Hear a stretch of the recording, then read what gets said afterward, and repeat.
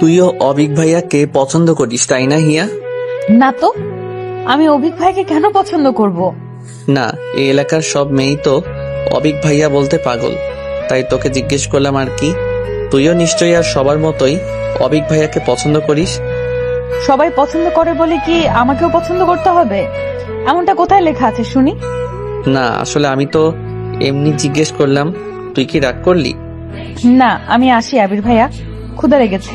College থেকে এসে কিছুই খাইনি। কথাগুলো বলেই আমি পুকুর পাড়ে বসার বেঞ্চি থেকে উঠে পড়লাম। সামনেই পুকুরে অভিক ভাইয়া গোসল করছে, আর তাকে দেখেই আবির ভাইয়া আমাকে কথাটা জিজ্ঞেস করেছে বুঝতে পারলাম। আবির ভাইকে আরেক নজর দেখেই আমি ওখান থেকে প্রায় ছুটে চলে আসলাম। আমি হিয়া, কলেজের 2য় বর্ষের ছাত্রী, আর এতক্ষণ যার সাথে কথা বলছিলাম সে হচ্ছে আমার চাচাতো ভাই আবির। এবার অনার্স 2য় বর্ষে পড়ে। প্রথম বর্ষের ফাইনাল পরীক্ষা শেষ করেই বাড়িতে এসেছে, বেশ কিছুদিন থাকবে। আর অভিক হচ্ছে আমার আরেক চাচার ছেলে, দেখতে যেমন সুন্দর তেমনি অহংকারী। ছাত্র হিসাবেও গ্রামের সেরা, ঢাকা মেডিকেলে পড়াশোনা করে, এবার ফাইনাল ইয়ারে। গ্রামের প্রায় সব মেয়ে অভিক ভাইয়া বলতে পাগল, যে কেউ একবার দেখলে আর চোখ ফেরাতে পারবে না। কিন্তু আমার কেন জানি অভিক ভাইকে পছন্দ নয়। আমার কাছে আবির ভাইয়াই সেরা। অভিক ভাইয়ের মতো এত ফর্সা নয়, আবার লম্বাও নয়, পড়াশোনাতেও আমার মতো এভারেজ। শ্যামবর্ণের আবির ভাইয়া আমার কাছে সবার সেরা, যাকে দেখার জন্য আমি মাসের পর মাস অপেক্ষা করে থাকি। কখন বাড়ি আসবে আর কখন তাকে দু চোখ ভরে একবার দেখবো। এই অনুভূতিটা তবে থেকে হয়েছে যবে থেকে আবির ভাইয়া ভার্সিটিতে ভর্তি হয়েছে।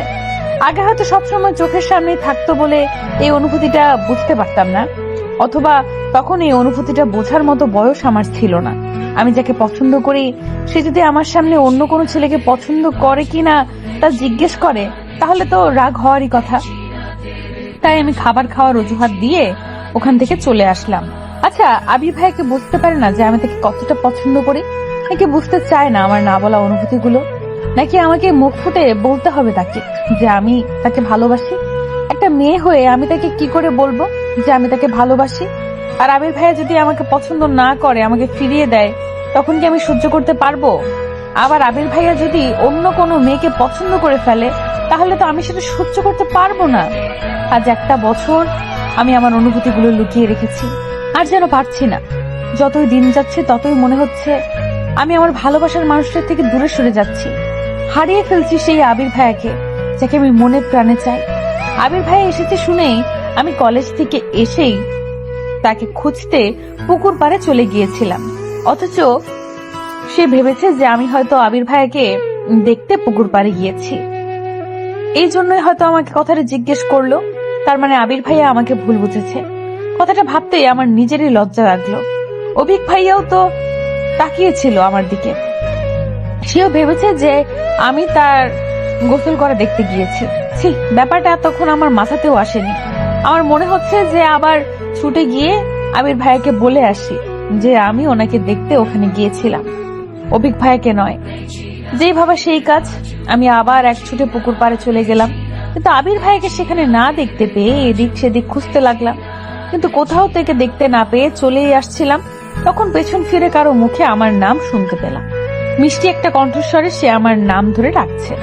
আমি পেছন ফিরে তাকাতেই দেখি যে অভিক ভাইয়া একটা লুঙ্গি আর হাতা কাটা গেঞ্জি পরে গামছা দিয়ে চুলটা মুছতে মুছতে আমার দিকে এগিয়ে আসছে। আমি ওখানেই দাঁড়িয়ে রইলাম। তারপর বললাম, ভাইয়া কেমন আছেন? আমি তো ভালোই আছি, তুমি কেমন আছো? কালকে এসেছি অথচ তোমাকে আজ দেখতে পেলাম, কোথায় ছিলে? আমিও ভালোই আছি। আসলে কলেজে গিয়েছিলাম তো, মাত্রই আসলাম, তাই হয়তো দেখতে পাননি। কলেজে না হয়ে আজ গিয়েছিলে? কাল সারাদিন কোথায় ছিলে দেখলাম না তো। না, আসলে রাতে পড়ছিলাম। অজুহাত? তা পড়াশোনা কেমন চলছে? এই ঠেলে ঠুলে চলছে আর কি। আমি তো আর আপনার মতো নাম্বার 1 স্টুডেন্ট না। আমার যেমন চলার কথা তেমনই চলছে। খোটা দিচ্ছ কেন? ভালোই কথা শিখেছো দেখছি। অভিক ভাইয়া আমাদের কাজিনদের সাথে তুমি করেই বেশি কথা বলে, আর আমি অভিক ভাইয়ার থেকে আগে থেকেই 10 হাত দূরে থাকার চেষ্টা করতাম। আমি অভিক ভাইয়াকে কিছু বলতে যাব, ঠিক তখনই সেখানে আবির ভাইয়া এসে হাজির। আবির ভাইয়াকে দেখে আমি আরো চুপ হয়ে গেলাম। আবির ভাইয়া অভিক ভাইয়াকে লক্ষ্য করে বলল, কেমন আছেন ভাইয়া? এই তো ভালো, তুমি? তুমি কখন আসলে? এই তো কিছুক্ষণ আগেই।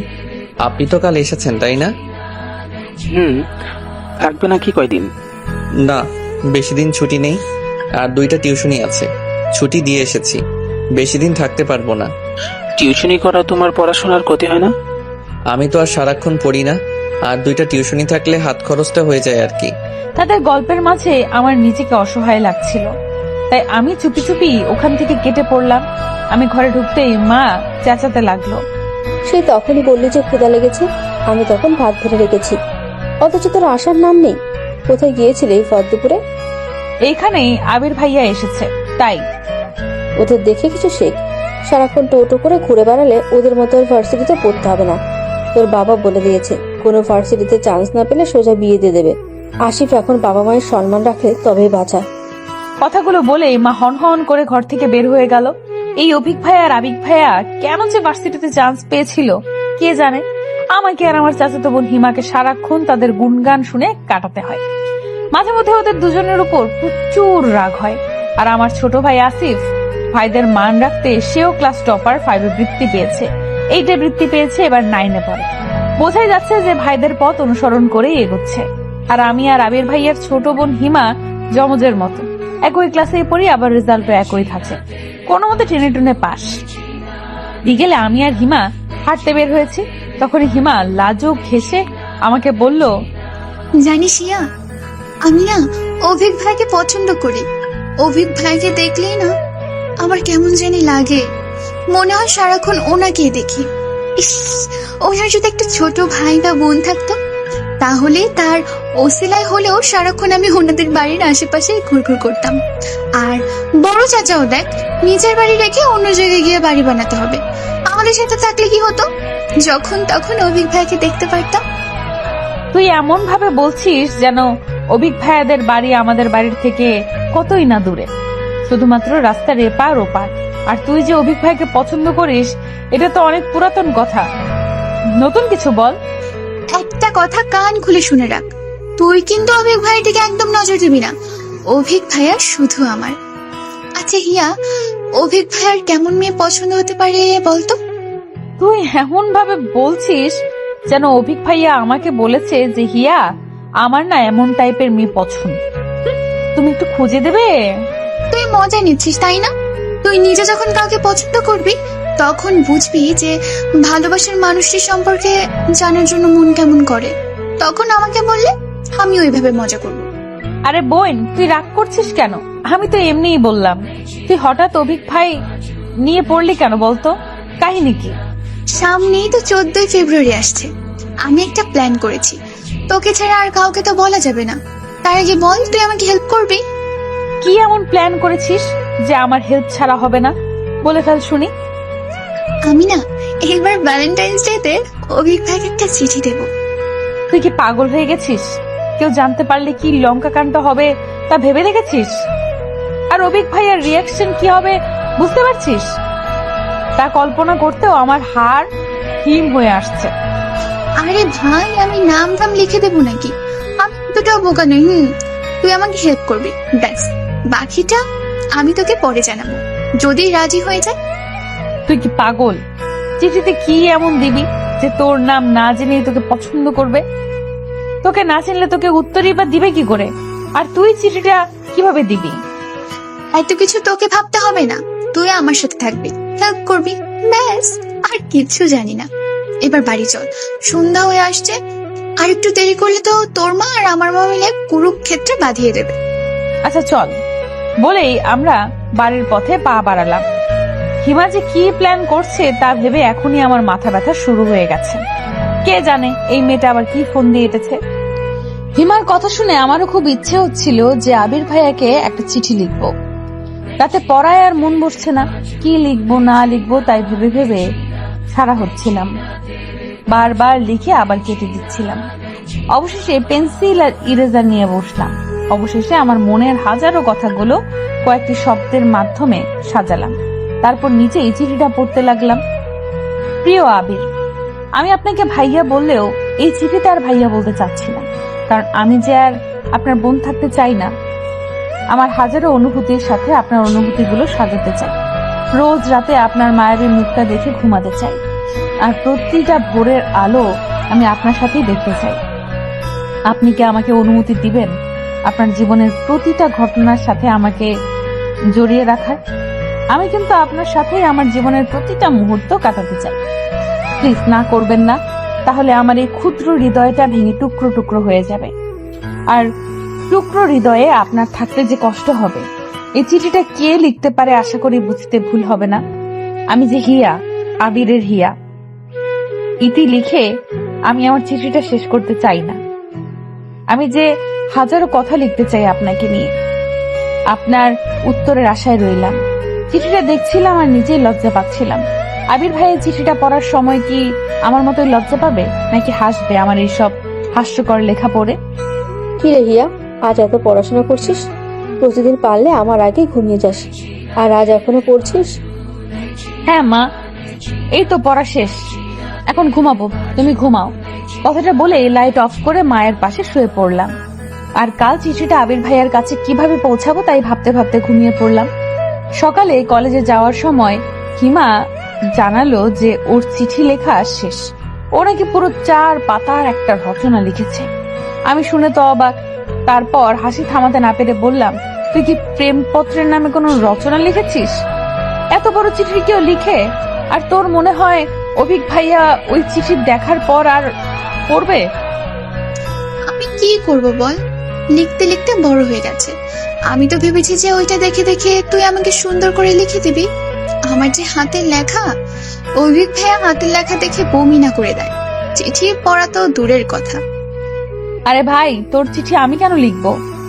তুই কিন্তু কথা দিয়েছিস যে আমাকে হেল্প করবি, এখন পিছু হটলে চলবে না। আচ্ছা বাবা, করবো হেল্প। তার আগে বল যে এই চিঠিটা তুই অভিক ভাইয়া অব্দি পৌঁছাবি কি করে? কথাটা জিজ্ঞেস করার আরেকটা কারণ হচ্ছে, আমার চিঠিটাও আবির ভাইয়াকে সেইভাবেই দিব। আমার কথাটা শুনে হিমা মুচকি হেসে বলল, ওটা আমার জন্য কোনো ব্যাপারই না।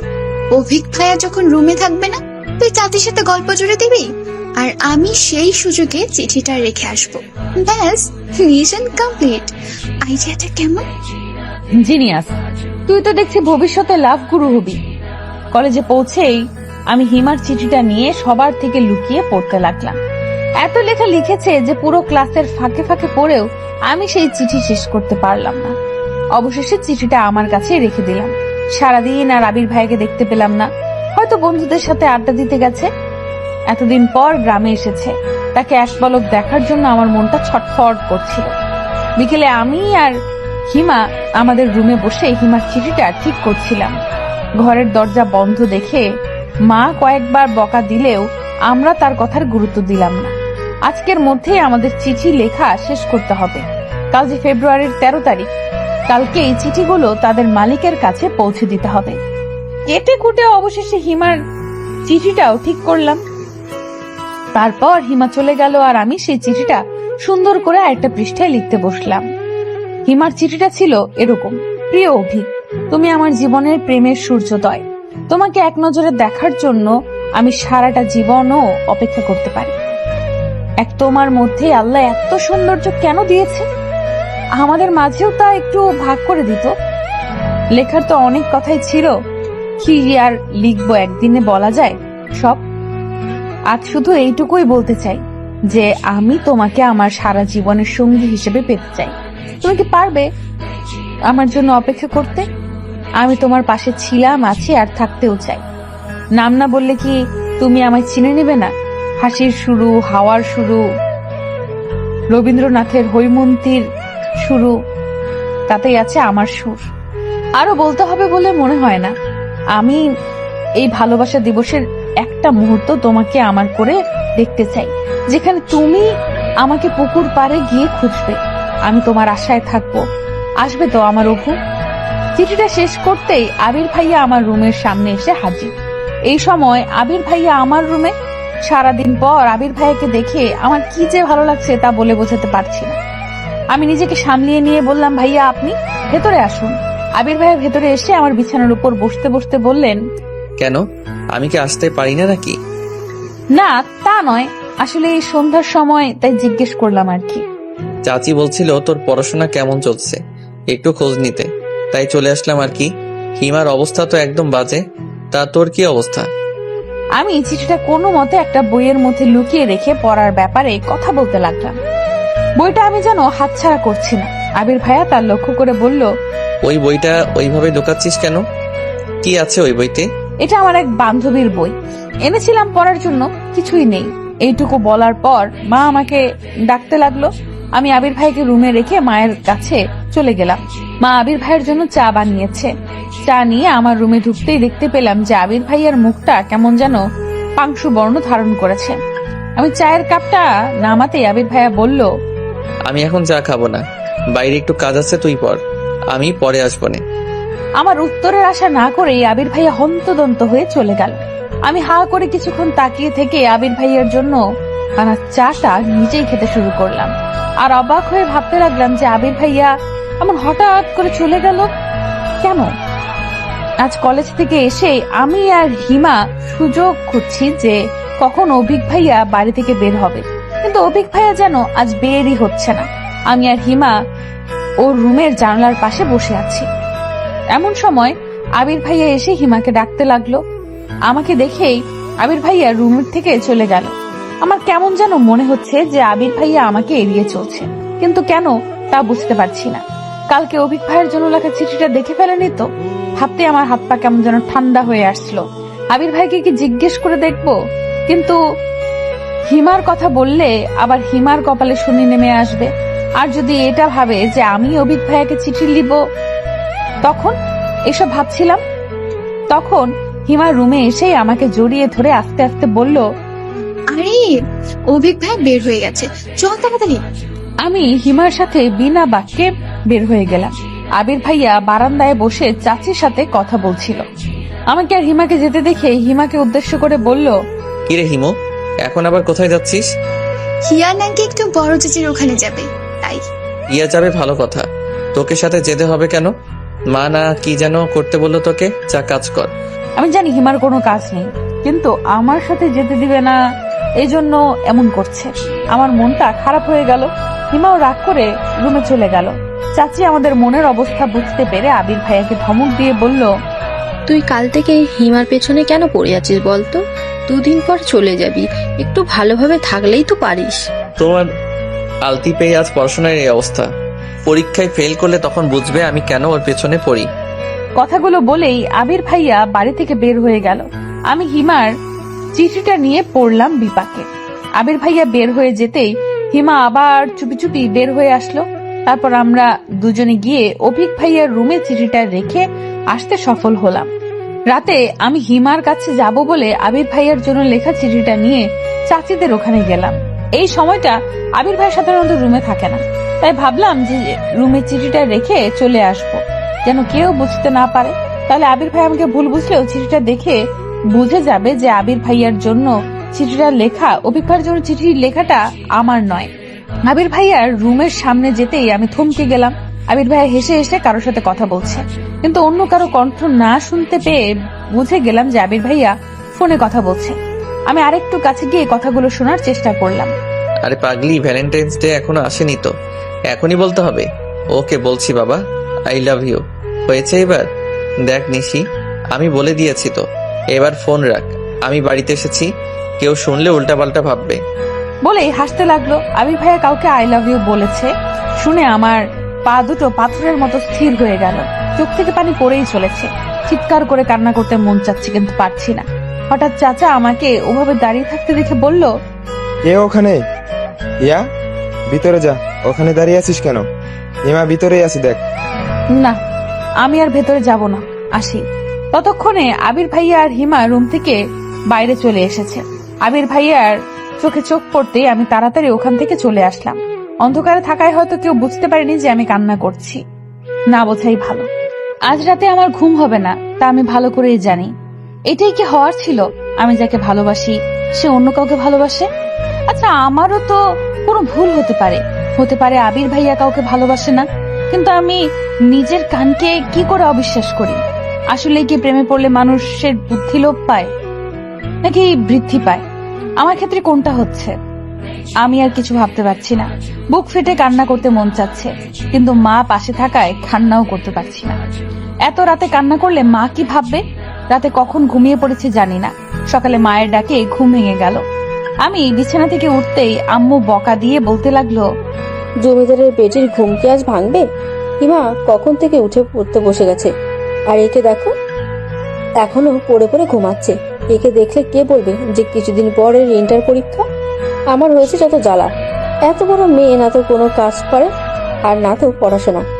আমি বিছানা থেকে নেমে মায়ের কথায় কান্না দিয়ে বাথরুমে চলে এলাম। এটা মায়ের রোজকার লেকচার, শুনে শুনে এখন মুখস্থ হয়ে গেছে। আমি বাথরুমে থেকেও মায়ের ক্ষীণ গলা শুনতে পেলাম। একে বিয়ে দিয়ে দাও তো, লাভ নেই। শ্বশুরবাড়ির লোকজন বলবে যে মা কি শিখিয়েছে। তোর বাপকে বলিস কয়েকটা কাজের লোক ঠিক করে রাখতে, বিয়ের সময় তাদেরকেও তোর সাথে পাঠিয়ে দেবে। আর না হলে এখন থেকে পড়াশোনা বাদ দিয়ে কাজ কাম কিছু শিখে নে, কাজে লাগবে। কথাগুলো বলতে বলতে আমার বিছানা ঠিক করতে লাগলো। আমিও সহজে বের হচ্ছি না। বের হলে লেকচার আবার শুরু হয়ে যাবে। মা রুম থেকে বের হয়ে যেতেই আমি বাইরে আসলাম। ফ্রেশ হয়ে মাকে দেখানোর জন্য হলেও একটু পড়তে বসলাম, না হলে আবার শুরু করে দিবে। কলেজে যাওয়ার সময় আবির ভাইয়াকে অনেক খুঁজলাম, কিন্তু কোথাও দেখতে পেলাম না। হিমার থেকে জানতে পারলাম যে আবির ভাইয়া নাকি আজকে সকালেই চলে গেছে। শুনে আমার বুকের ভেতরটায় কেমন হু হু করে উঠলো। আবির ভাইয়া আজকেই কেন চলে গেল? তার মানে সে আমার ভালোবাসার মানুষটির সাথে আজকের দিনটা কাটাতে চায়। আমি আর কিছু ভাবতে পারছি না আবির ভাইয়াকে নিয়ে। তাকে নিয়ে যতই ভাবছি আমার মনের ভেতরটা ততই অস্থির হয়ে উঠছে। অভিক ভাইয়াও নাকি আজকেই চলে যাবে, এটাও হিমার থেকেই জানতে পারলাম। অভিক ভাইয়ার কারেন্ট অ্যাফেয়ারেন্স হচ্ছে হিমা, সব খবর ওর কাছে থাকে। পুরো রাস্তা হিমা বক বক করে যাচ্ছে, অথচ আমি চুপ করে আছি দেখে হিমা জিজ্ঞেস করলো, কিরে, তুই আজ এমন চুপ করে আছিস কেন? অসুস্থ নাকি? না তো, আমি অসুস্থ থাকলে কলেজে যেতাম নাকি? তুই চিনিস না আমাকে? আসলে আমি তো অভিক ভাইয়াকে দেওয়া চিঠিটা নিয়ে চিন্তিত আছি। না জানি অভিক ভাইয়া কি ভাববে, আদৌ তোকে চিনতে পারবে কিনা। আচ্ছা, তোকে না চিনতে পারলে তো ক্ষতি নেই, কিন্তু যদি তোকে চিনে ফেলে আর চাচা বা আবির ভাইয়াকে ব্যাপারটা বলে দেয়, তোর এসব নিয়ে চিন্তা হচ্ছে না? তুই আমাকে সাহস দিবি কি আরো ভয় পাই দিচ্ছিস? আমি তো এসব ভেবেই দেখিনি। আবির ভাইকে এই ব্যাপারে বললে তো আমাকে কুরবানি করে ফেলবে। তুই আমাকে ওই ব্যাপারটা আগে বলবি না? ওর ভয়ের তো মুখ দেখে আমি হাসি চাপিয়ে রাখতে পারছিলাম না। এখন হেসে ফেললে হিমা রেগে আগুন হয়ে যাবে, তাই আমি অনেক কষ্টে হাসিটা চেপে রেখে ওকে সাহস দিয়ে বললাম, আরে অভিক ভাই চিনে ফেললেও সমস্যা নেই, তুই তো নিজের নাম লিখে দিসনি। অভিক ভাইয়াকে যে কেউ চিঠি দিতে পারে, তা কি আমরা জানি নাকি? কিন্তু চাচি যদি বলে দেয় যে কাল ওনাদের বাড়িতে শুধু আমরাই গিয়েছিলাম, তখন আমার তো ভয় এখনই কলেজে শুকিয়ে যাচ্ছে। আমি ব্যাগ থেকে পানির বোতল বের করে ওর দিকে এগিয়ে দিয়ে বললাম, আচ্ছা চিন্তা করিস না, ধরা পড়লেও বলে দেব যে কেউ একজন আমাদের কাছে চিঠিটা দিয়ে দিয়েছিল, অভিক ভাইয়া পর্যন্ত পৌঁছে দিতে। আমরা দিয়েছি, আর কিছু জানি না। কে চিঠি দিয়েছে তা বলা যাবে না। তারপর হিমাকে কিছুটা শান্ত করে নিয়ে আমরা কলেজ অব্দি পৌঁছলাম। আর সারাদিন আমার কানে শুধু আবির ভাইয়ার বলা কাল রাতের কথাগুলোই বাজতে লাগলো। যাই করি না কেন ঘুরে ফিরে শুধু ওই কথাগুলোই মনে হতে লাগলো। হিমা নিজে অভিক ভাইকে নিয়ে চিন্তিত ছিল, তাই আমার দিকে আর নজর না দেওয়ায় আমিও বেঁচে গেলাম ওর জেরা থেকে। হিমা এখন মনে প্রাণে চাইছে যে আমরা কলেজ থেকে ফেরার আগেই যেন অভিক ভাইয়া চলে যায়। হিমার দোয়াটা মনে হয় আল্লাহ কবুল করেছিল। আমরা পৌঁছে দেখলাম যে অভিক ভাইয়ার মা মানে আমাদের বড় চাচি আমার মায়ের সাথে গল্প করছে, আর ওনার থেকে জানতে পারলাম যে অভিক ভাইয়া চলে গেছে। বেচারি হিমা একদিক দিয়ে খুশি হলো যে অভিক ভাইয়ার চিঠি সম্পর্কে কাউকে কিছু বলেনি, কিন্তু অভিক ভাইয়াকে আবার অনেক দিন দেখতে পাবে না বলে দুঃখও পাচ্ছিল। ইন্টার্নি শেষ না করে নাকি অভিক ভাইয়া আর বাড়ি আসবে না সহজে, এটাও হিমার মুখেই শুনেছি। ও যে এত খবর কিভাবে পায় আমি তাই বুঝি না। পুরো একটা সিসিটিভি ফুটেজ। আমার তো এখন সন্দেহ হচ্ছে এটা ভেবে যে অভিক ভাইয়া চিঠিটা আদৌ দেখেছে। তো হিমা তো বলল যে চিঠিটা ও অভিক ভাইয়ার বইয়ের মধ্যে রেখেছিল, তাও আবার যে বইটা সামনে ছিল। অভিক ভাইয়া তো বই না পড়ে থাকার মানুষ না, তাহলে কি চিঠিটা দেখেও পড়েনি, নাকি পড়েও হিমাকে চিনতে পারেনি? না চিনতে পারলেই ভালো। এসব ভাবতে ভাবতে রুমের দিকে পা বাড়ালাম। আমি রুমে ঢুকতেই একটা নতুন ডায়েরি দেখতে পেলাম। আমি ব্যাগটা নামিয়ে ডায়েরিটা উল্টে পাল্টে দেখতে দেখতে বাইরে এসে মাকে জিজ্ঞেস করতে মা বলল, অভিক ডায়েরিটা দিয়েছে তোকে আর হিমাকে নাকি পরীক্ষার জন্য গিফট করেছে। তোদের পরীক্ষার আগে হয়তো আর আসবে না, তাই দিয়ে গেল। আমি ডায়েরি উল্টোতে গিয়ে শেষের দিকে কিছু একটা লেখা দেখতে পেলাম।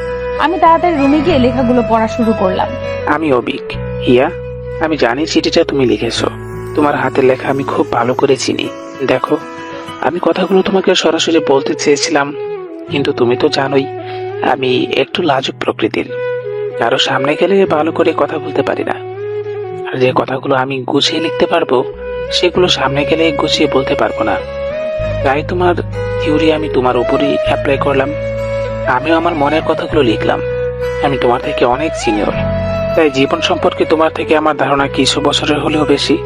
তোমার ওই লাইফটা আমি অনেক বছর আগেই পার করে এসেছি, তাই তোমার মনের অবস্থাটা আমি ভালো করে বুঝতে পারছি। তোমার আবেগের বয়সটা এখনো চাইনি। আবেগ দিয়ে জীবন চলে না হিয়া, বাস্তবতাকে বুঝতে শিখো। আগে এটা বোঝার চেষ্টা করো যে তুমি সত্যিই আমাকে ভালোবাসো নাকি এটা শুধু ভালো লাগা। লাভ আর অ্যাট্রাকশনের মধ্যে অনেক তফাৎ। তোমাকে ফিরিয়ে দেওয়ার মতো ইচ্ছা বা সাহস কোনোটাই আমার নেই। কেন জানি না তোমাকে আমার ভালো লাগে, তবে সেটা আদৌ ভালোবাসা কিনা আমি আজও বুঝতে পারিনি। তাই বাকিটা সিদ্ধান্ত তোমাকেই দিতে হবে। আমি তোমার ভালোবাসা নাকি শুধু ভালো লাগা, আমি কখনো এসব প্রেম ভালোবাসা নিয়ে ভাবার সময় পাইনি।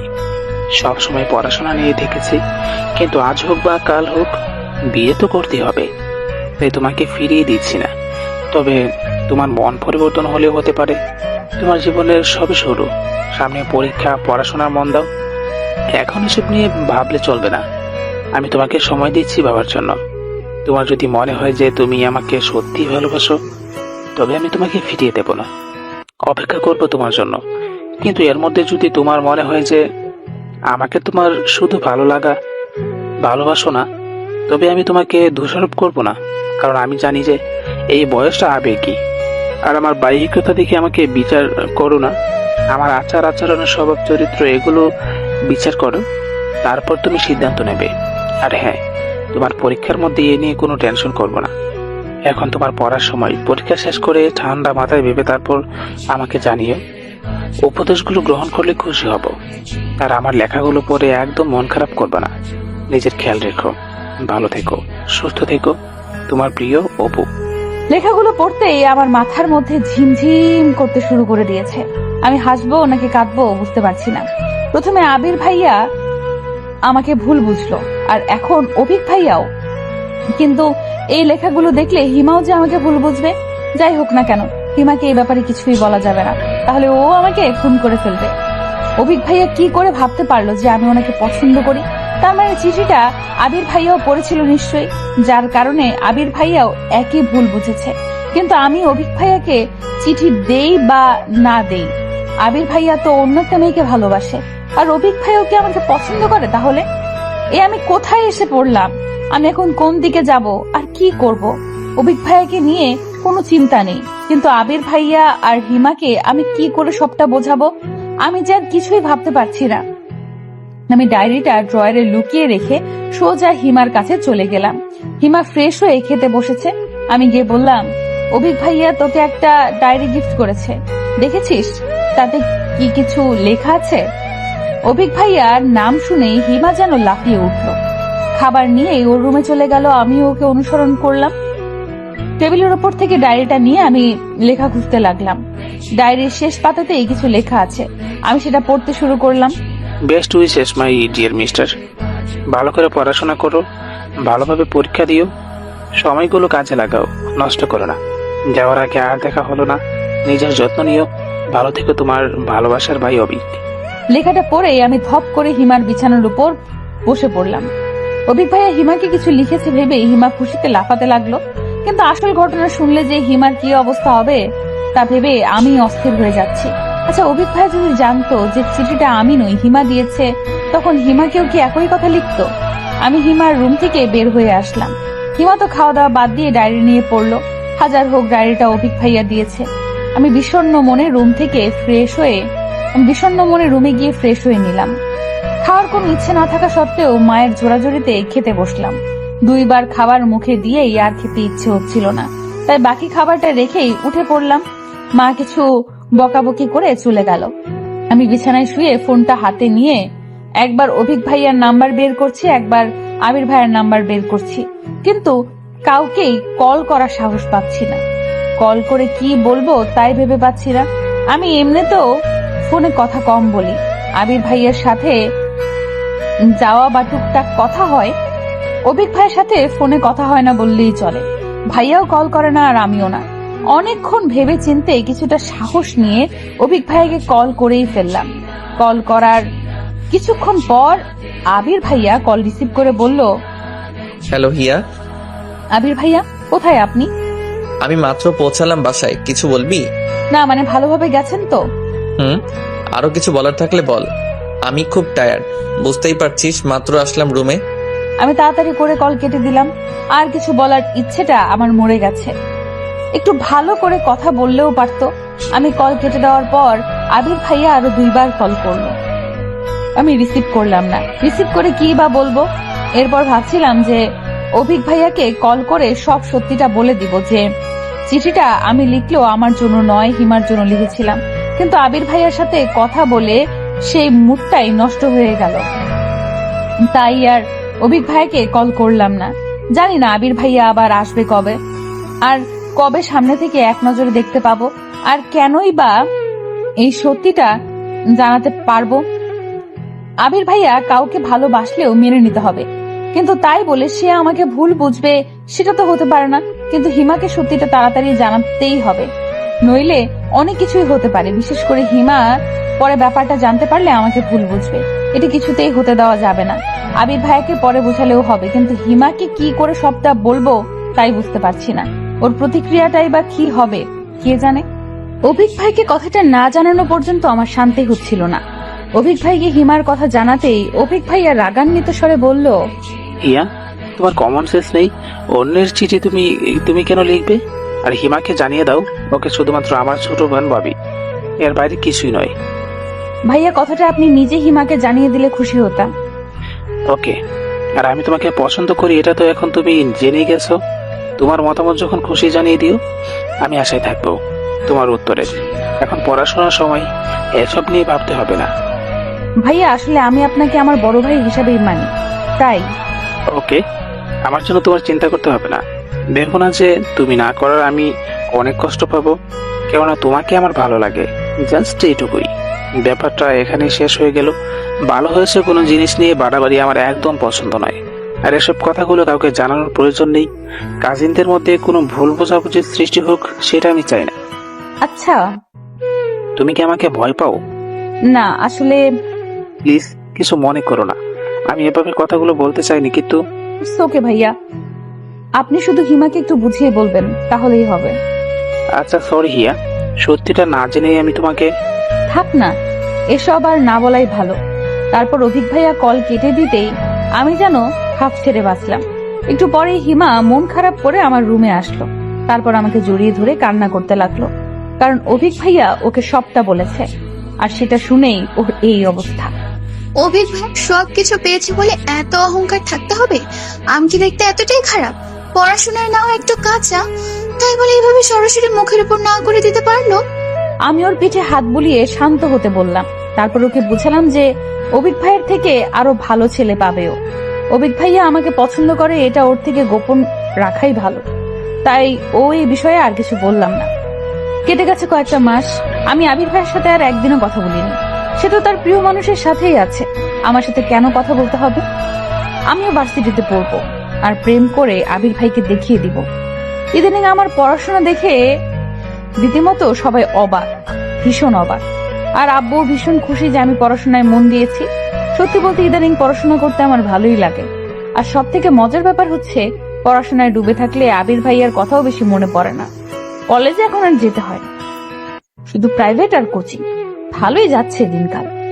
আজ আমার একমাত্র ফুফুর বড় মেয়ের গায়ে হলুদ অনুষ্ঠান। ফুফুর শুধু 2 মেয়ে, কোনো ছেলে নেই। বড় মেয়ে নিশি আর ছোট মেয়ে মিশি। মিশি এবার ক্লাস 9-এ পড়ে।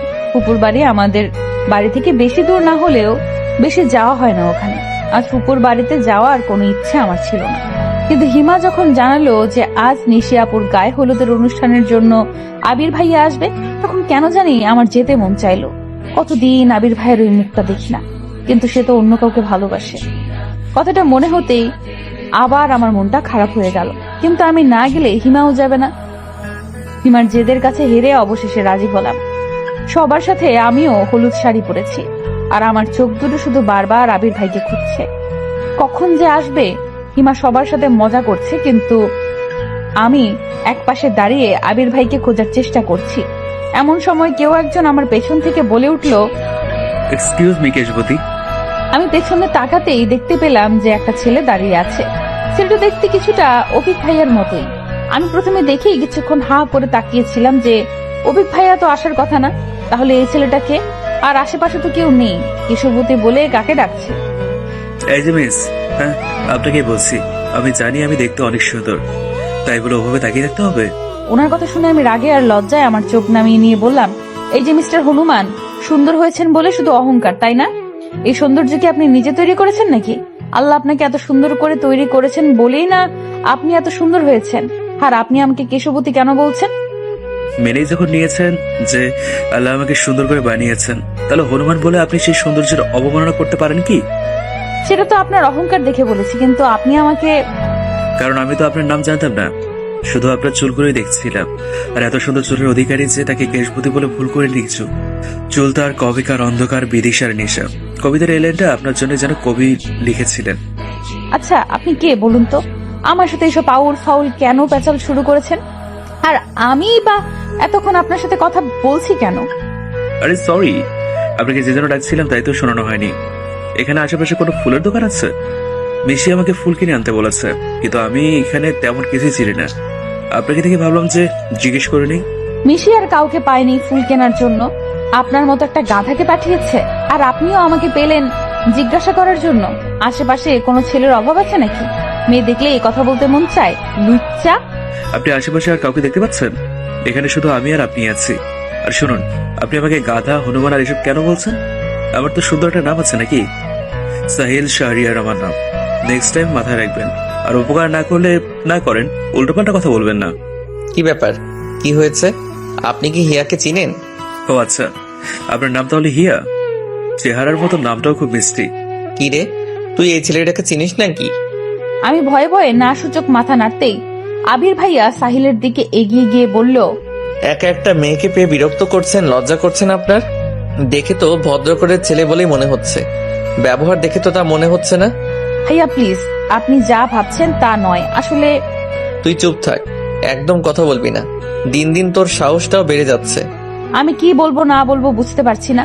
আবির ভাইয়া রেগে গেছে বুঝতে পারলাম। আর আবির ভাইয়ার এই ব্যবহারের কারণে সাহিলও রেগে গেছে। সাহিলও এবার আবির ভাইয়ার দিকে এগিয়ে গিয়ে বলল, আপনাকে তো ভদ্র ঘরের মেয়ে বলে মনে হচ্ছে। না জেনে শুনে কথা বলতে এসছেন কেন? হ্যাঁ, আবির, কখন আসলি? আর এখানে কি হয়েছে? সাহিল, তুমিও এখানে? কি হচ্ছে এটা? কি এখানে? না ফুপা, কিছুই হয়নি। আসলে আবির ভাইয়া আমাকে খুঁজে পাচ্ছিল না, তাই। এ সাহিল, আমার এক চাচাতো বোনের ছেলে এই প্রথম আমাদের গ্রামে এসেছে। আবির, ওকে নিয়ে গ্রামটা ঘুরে দেখাস। আর ওই মেয়েটাকে হিয়া? ফুপার কথা এতক্ষণে সবার আবির ভাইয়ার সাথে আসা মেয়েটির দিকে নজর পড়ল। আমি কিছু বলার আগেই আবির ভাইয়া আমার হাত থেকে নিজের হাত ছড়িয়ে নিয়ে মেয়েটার পাশে গিয়ে বলল, এই নিশি আমার বান্ধবী, কখনো গ্রামের বিয়ে দেখেনি, তাই নিশি আপুর বিয়েতে আসতে যাচ্ছিল, তাই। ভালো হয়েছে নিয়ে এসেছিস। তা তোরা সবাই এখানে দাঁড়িয়েছিস কেন? ভেতরে যা, সবাই ভেতরে। বলেই ফুপা ওখান থেকে চলে গেল। তারপর আবির ভাইয়া একবার সাহিলের দিকে আর একবার আমার দিকে দেখেছিল, আর আমি নিশিকে দেখছিলাম। আবির ভাইয়া কি করে পারলো মেয়েটাকে বাড়ি অব্দি নিয়ে আসতে, ভেবেই আমার মনটা ভেতর থেকে কেঁদে উঠল। আমি ওখান থেকে অতি দ্রুত চলে আসলাম। সাহিল ভাইয়াও আবির ভাইয়ের দিকে কটমট করে তাকিয়ে থেকে চলে গেল। আবির ভাইয়া আর তার সেই নিশি ওখানে দাঁড়িয়ে রইল। আমি ওখান থেকে সোজা বাড়ি চলে আসলাম। বাড়িতে কেউ নেই এখন, সবাই ওই বাড়িতে। তাই আমি পুকুর পাড়ে বসে বসে কান্না করছিলাম। এমন সময় পেছনে কারো পায়ের আওয়াজ শুনে ওদিকে তাকাতেই আবির ভাইয়াকে দেখে চমকে উঠলাম। আবির ভাইয়া নিঃশব্দে আমার পাশে বসে বলল, সেদিন কেন আমার মিথ্যে বলেছিলি? সত্যিটা বললে কি এমন হতো? আমি কি তোর অভিক ভাইয়াকে তোর থেকে কেড়ে নিতাম, নাকি খেয়ে ফেলতাম? আবির ভাইয়ের কথাগুলো শুনে আমি নির্বাক হয়ে গেছি। তার মানে আমার ধারণাটাই ঠিক ছিল, আবির ভাইয়া আমাকে ভুল বুঝেছিল। আমিও হেয়ালি করে বললাম, আমি তো কোনো মিথ্যা বলিনি।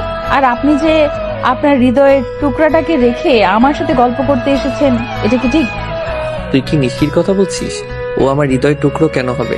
কথা ঘোরাচ্ছিস কেন? খুব কথা ঘোরাতে শিখেছিস দেখছি। হঠাৎ এমন হাসছেন কেন? তোর মুখ দেখলে যে কেউ ভয় পেয়ে যাবে। পুকুরে গিয়ে আগে মুখটা ধুয়ে আয়। আর কান্না করছিলি কেন? ওই সাহিল কিছু বলেছে? কি হয়েছিল? আমি শাড়ির আঁচল খুঁজে সেটা দিয়েই মুখ মুছতে শুরু করলাম। আবির ভাইয়া আমার হাত থেকে শাড়ির আঁচল কেড়ে নিয়ে বলল, এভাবে মুছলে মুখে লাগবে, যা আগে মুখটা ভালো করে ধুয়ে আয়। আমি শাড়ি পরে এমনিই হাঁটতে পারছি না, তার উপর পুকুরের পানি দিয়ে মুখ ধুতে বলছে। আমি রেগে গিয়ে বললাম, এই অবস্থায় আপনি আমাকে পুকুরের পাড়ে যেতে বলছেন? আমি তো আপনার নিশি নয় যে সবকিছু পারফেক্ট হব। আমি বাড়ি যাচ্ছি, এগুলো ধুয়ে আসছি। বলেই আমি বেঞ্চি থেকে উঠতেই আবির ভাইয়া আমার হাত টেনে আবার বেঞ্চিতে বসিয়ে দিলেন। তারপর রেগে গিয়ে বললেন, তুই বারবার নিশির নাম নিয়ে কি প্রমাণ করতে চাইছিস বলতো? আমি বললাম না নিশি আমার ফ্রেন্ড আর কিছুই নয়? আর ও অলরেডি বিবাহিত। নিশি বিবাহিত? এই কথাটা শুনতেই খুশিতে আমার লাফাতে মন চাচ্ছিল, কিন্তু আবির ভাইয়াকে সেটা বুঝতে না দিয়ে বললাম, সত্যি নিশি আপনার গার্লফ্রেন্ড নয় আর উনি বিবাহিত? তাহলে সেদিন রাতে এইটুকু বলে আমি থেমে গেলাম। আবির ভাইয়া অবাক দৃষ্টিতে আমার দিকে তাকিয়ে বলল, কোন দিন রাতে? তুই কবেকার কথা বলছিস? কিছু না, আসলে আপনি আমাকে ভুল বুঝেছিলেন। সেদিন অভিক ভাইয়ের জন্য আমি চিঠি লিখিনি। আসলে আমি নিজে দেখলাম ওটা তোর হাতের লেখা ছিল, আর তুই এখনো মিথ্যে বলছিস। আসলে চিঠিটা আমি লিখেছিলাম, তবে আমার জন্য নয়। ওটা এইটুকু বলেই আমি থেমে গেলাম। হিমার নাম জানতে পারলে আবির ভাই যদি রেগে যায়, যদি হিমাকে বকাবকি শুরু করে, সবাইকে বলে দিলে তো কেলেঙ্কারি কাণ্ড হয়ে যাবে। আমি এখন কি করব? সত্যিটাকে আবির ভাইয়াকে বলে দিব? আর সত্যিটা না বললে তো আবির ভাইয়া আমাকে ভুল বুঝবে। কি করব এখন আমি? তুই নিজেই বলছিস যে চিঠিটা তুই লিখেছিস, আবার বলছিস তোর জন্য নয়। এটা কি ধরনের মজা হিয়া? আমাকে কি তোর পাগল মনে হয়?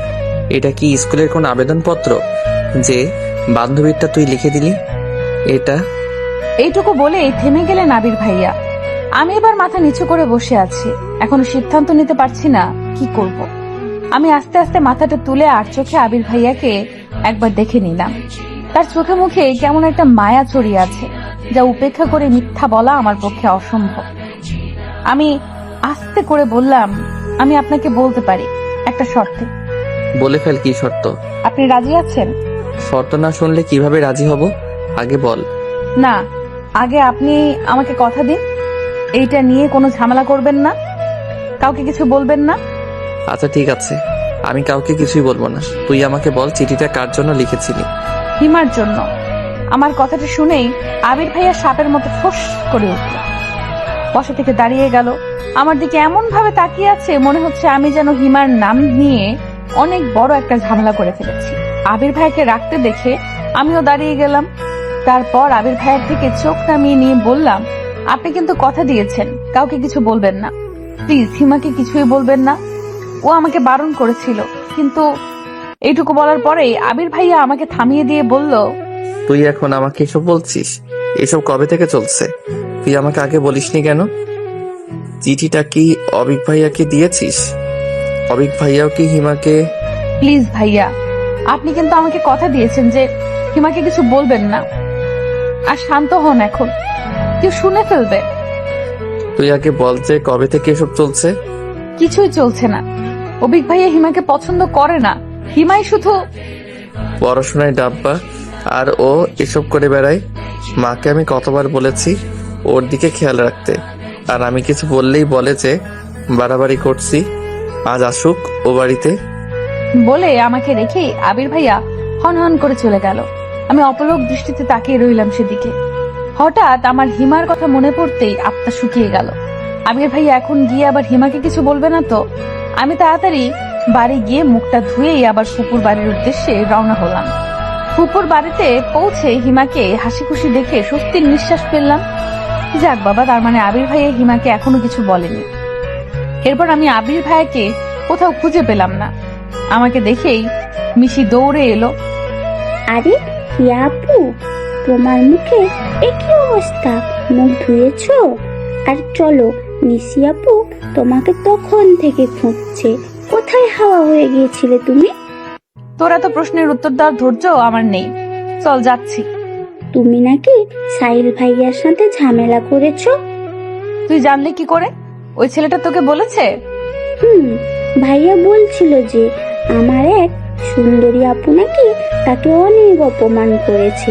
পরে জানতে পারলাম যে সেই সুন্দরী আপুটি আর কেউ নয়, তুমি। দেখ তো আমাকে ভালো করে, আমাকে দেখি কি মনে হয় যে আমি কাউকে অপমান করতে পারি? আর যার মান সম্মান বলতে কিছু নেই, তার আবার অপমান। যাই বলো না কেন, সাহিল ভাইয়া তোমার উপরে ভীষণ রেগে আছে। উনি রেগে আছে তাতে আমার কি? আমি কি ওনার রাগের কামাই খাই নাকি? এতক্ষণে আমি আর নিশি আপুর ওইখানে চলে এসেছি। সবাই আপুকে হলুদ দিয়ে দিচ্ছে, আমিও দিলাম। সবার মুখেই হলুদ, শুধু আমি ছাড়া। আমাকে দেখেই সবাই ছুটে আসলো হলুদ দিতে। তারপর জোর করে সবাই মিলে আমার মুখটা পুরো হলুদ বানিয়ে দিল। শাড়ি পরে এমনিতেই আমার অবস্থা নাজেহাল, তারপর হলুদ মাখাতে গিয়ে আরো খারাপ অবস্থা হয়ে গেল। সবাই মিলে অনেক মজা করলেও আবির ভাইয়ার কথা মনে হতেই আমার সব খুশি যেন উবে গেল। আমি হিমাকে নিয়ে মিশির রুমে চলে গেলাম, কারণ একমাত্র ওই রুমটাই ফাঁকা ছিল। এখন বাকি সব রুম লোকজনে ভর্তি। হিমাকে সবার মাঝখানে থেকে ওভাবে টেনে আনায় হিমা কিছুটা বিরক্ত আর অবাক হয়ে বলল, কি রে হিয়া, তুই আমাকে এভাবে টেনে আনলি কেন? আর এতক্ষণ তুই কোথায় ছিলি? আমি হিমাকে সবটা বলতেই ওর হলুদে মুখ মাখা মুখটা যেন মুহূর্তেই কালো হয়ে গেল। ও আমার হাত ধরে কান্না কান্না কণ্ঠে বলল, তুই এটা কি করেছিস হিয়া?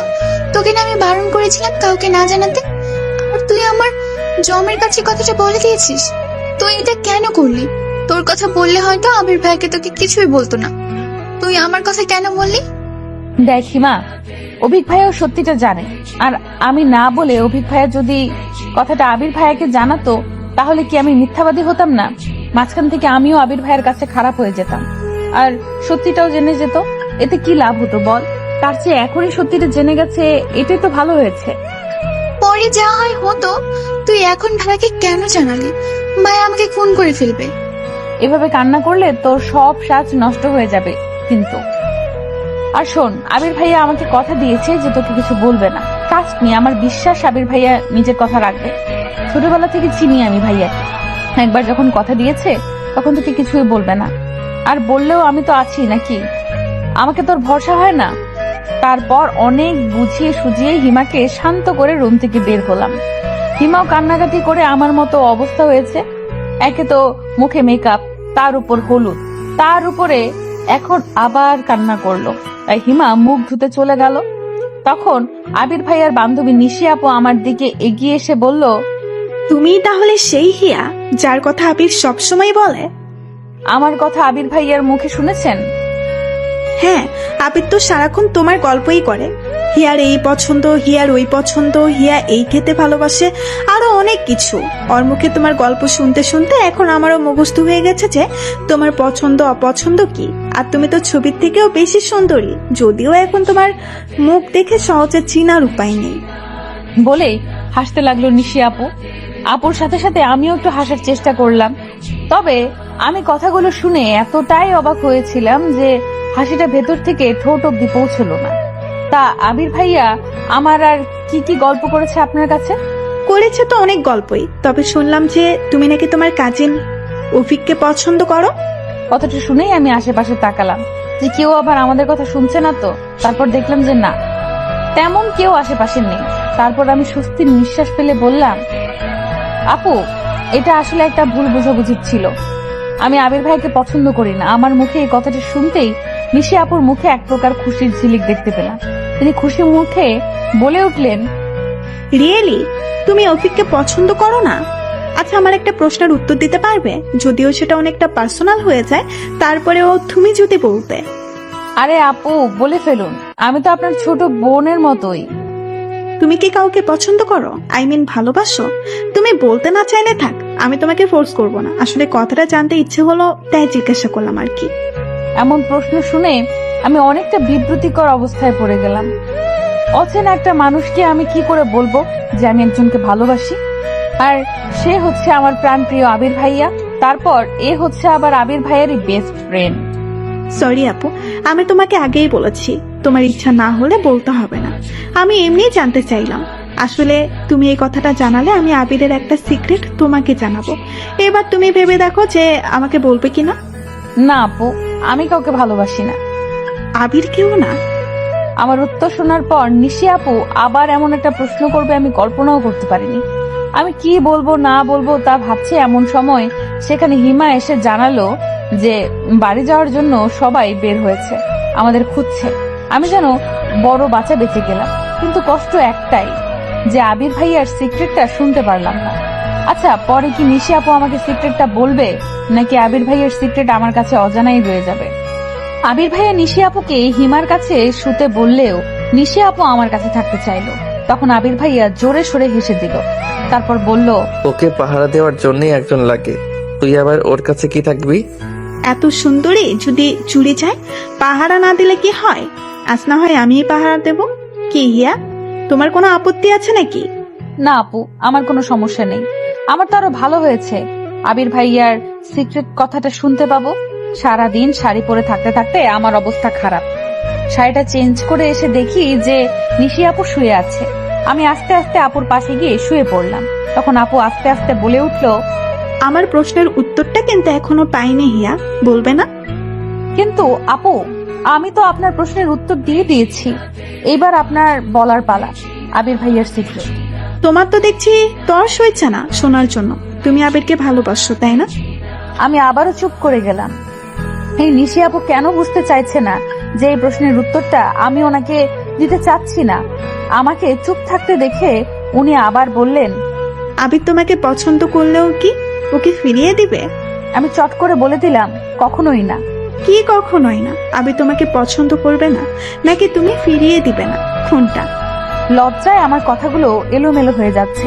তারপরেও সেগুলোকে যথাসম্ভব গুছিয়ে বললাম, আবির ভাইয়া কি সত্যি আমাকে পছন্দ করবে কখনো? তোমার মতো মেয়েকে পছন্দ না করার কিছু তো দেখছি না। আর আবির তো হিয়া বলতে পাগল। মানে? মনে হচ্ছে তুমি কিছুই বোঝো না। আবির তোমাকে অনেক ভালোবাসে, প্রতিবার আসার সময় তোমার জন্য কিছু না কিছু কিনবেই।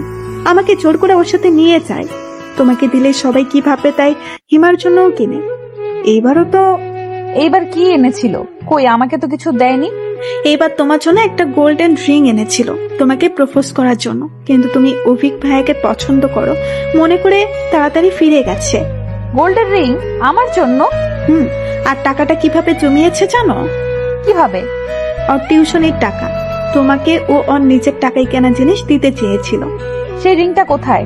ওর কাছেই আছে। তারপর দুজনে গল্প করতে করতে কখন ঘুমিয়ে পড়েছি মনে নেই।